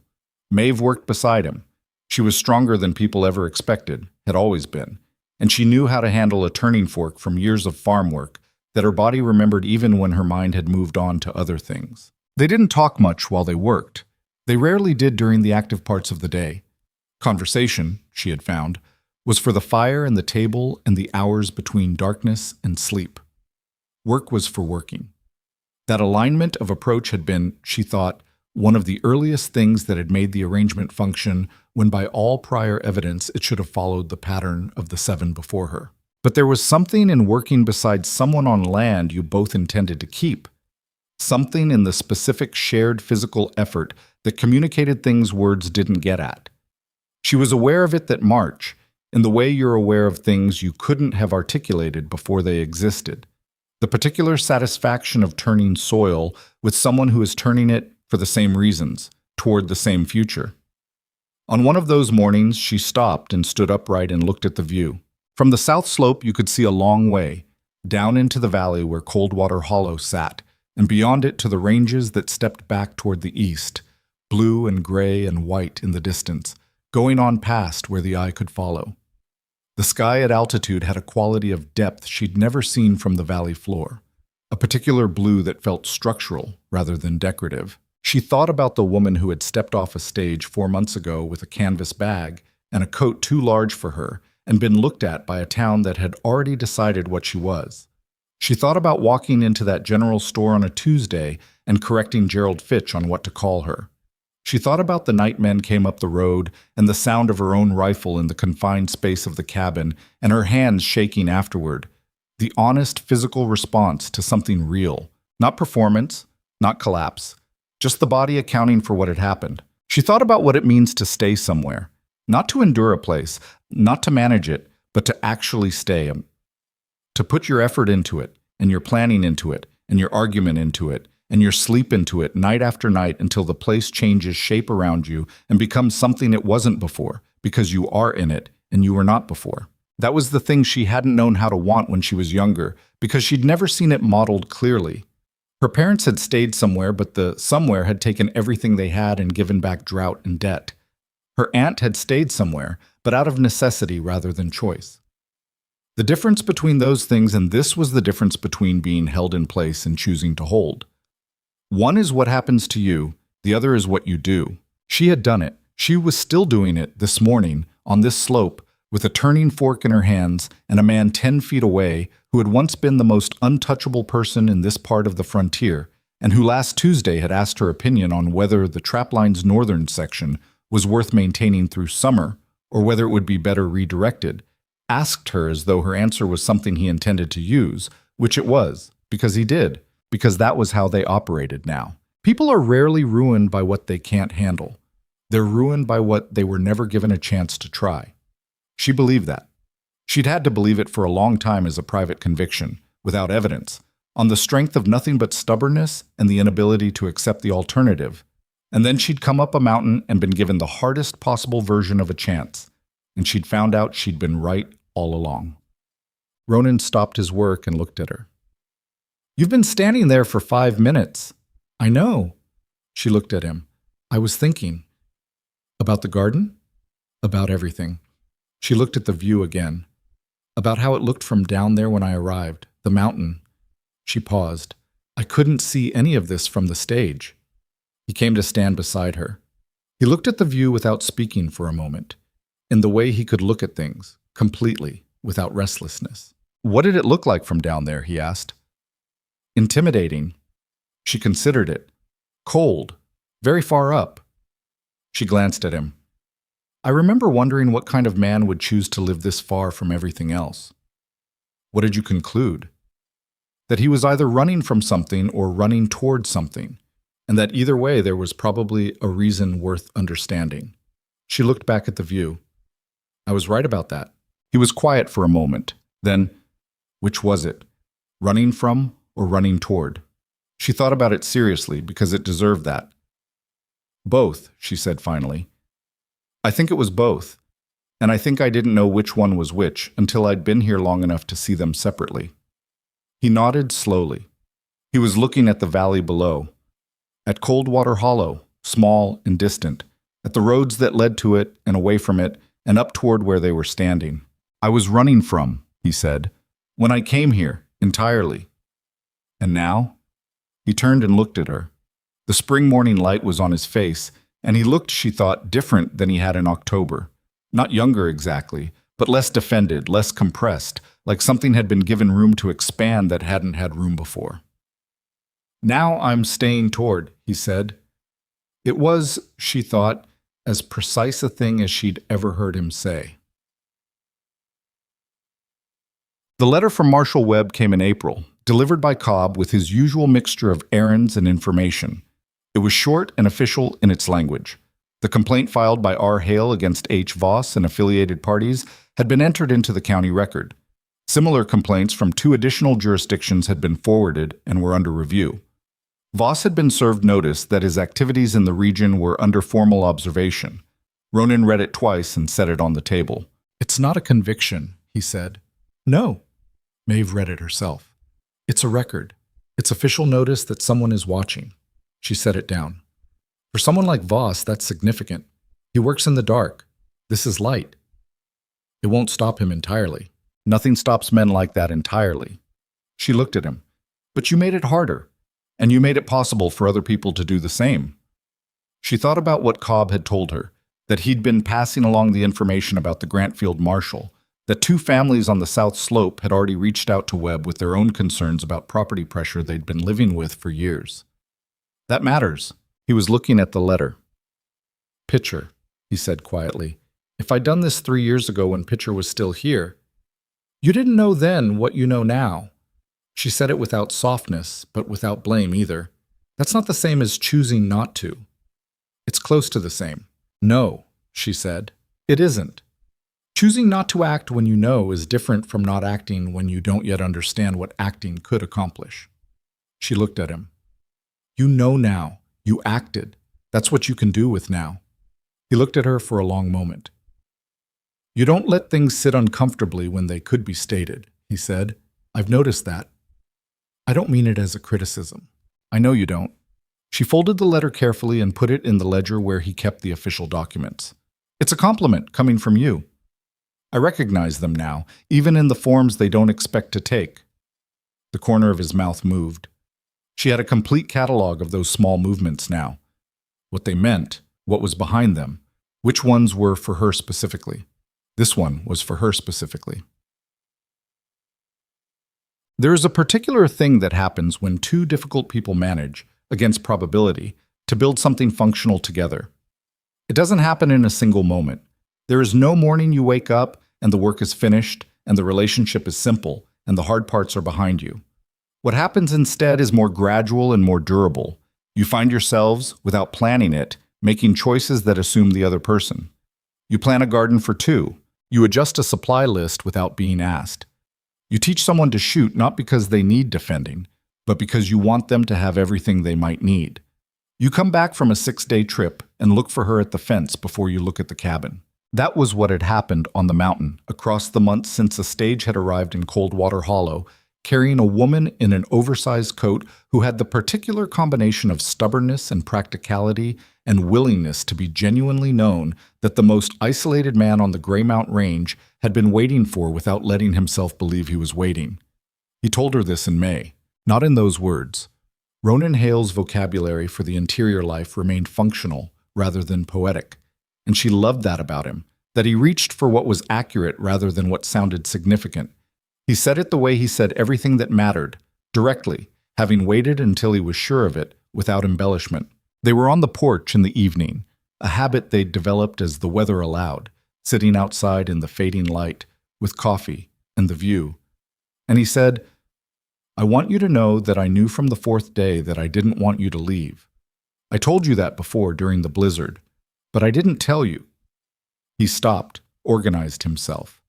"I didn't tell you that every day since has confirmed it. Not because things have been easy, they haven't." "No," she agreed, "because they've been real." He looked at his coffee cup.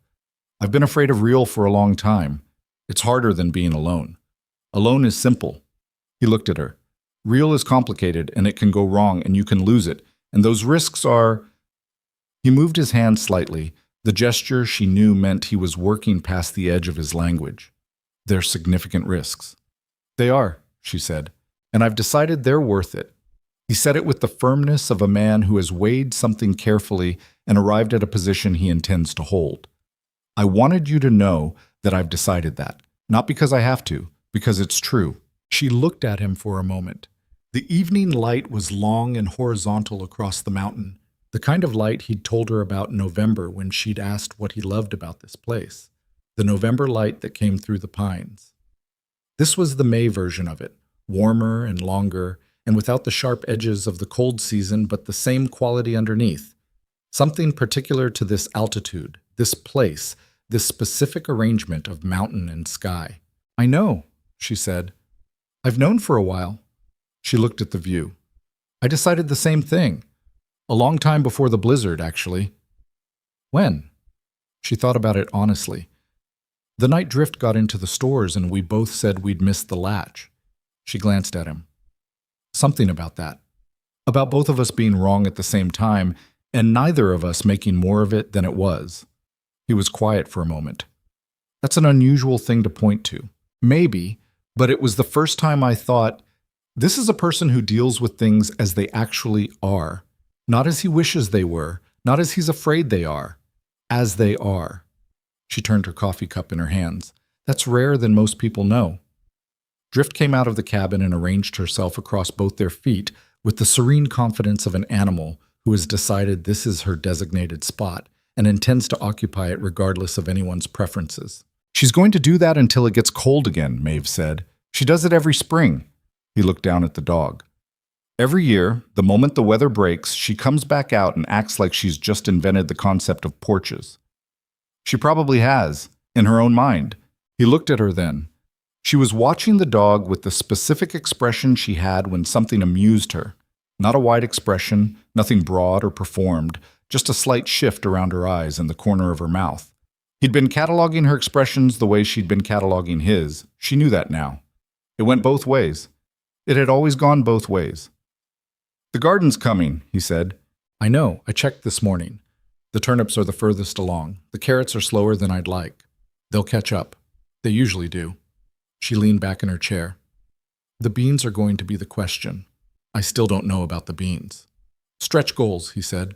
She looked at him. He said it with a straight face, but there was the corner of mouth movement. "Yes," she said. "Exactly." The light went slowly, the way it does in spring at altitude, not dropping suddenly but fading with patience, the sky moving through its colors with time to spare. The mountain held them on its side, as it had held them through the winter's worst efforts, and the particular human difficulty of two people becoming more than strangers. And it was still cold enough at night to need a fire. Still remote enough that Coldwater Hollow was a significant trip, still demanding in all the ways it had always been demanding. None of that had changed. The mountain did not change for the people who lived on it. What changed was the people. What Maeve had learned, what she carried now as something earned rather than given, was that belonging is not a thing you find. It is a thing you build, slowly, out of the materials available, which are usually imperfect and often insufficient seeming, and never arranged the way you'd have arranged them if someone had asked. You build it out of repaired harnesses and managed supply lists and arguments about flour and the particular silence of a man who shows concern by checking whether you've eaten. You build it out of staying when it would be easier to go, out of choosing the hard, real thing over the simpler alternative. She had been told, in various ways and by various people over the course of her life, that she was too much. Too stubborn, too plain, too practical, too heavy, too opinionated, too unwilling to accommodate. What the mountain had shown her, what Ronan Hale, difficult and genuine and 12 years alone, had shown her by being the one person who didn't ask her to be less, was that too much is a designation that depends entirely on the context. Take away the context and you just have a person who is exactly what they are, with everything they are, not divided up into what is welcome and what is inconvenient. She was exactly what she was. She had found the place where that was sufficient, and she intended to keep it. The porch held them as the light finished. Drift slept across their feet and kept them warm. Inside, the fire would need building in an hour, and the dinner she'd started before coming out would need attention, and tomorrow the garden would need checking, and the fence on the east side that had developed a lean over the winter would need straightening before it went further. There was always work. There would always be work, on a mountain, in a life, between two people who had decided to build something real. That was not a complaint. She had never been afraid of work. She was, for the first time in her life, exactly where she intended to be.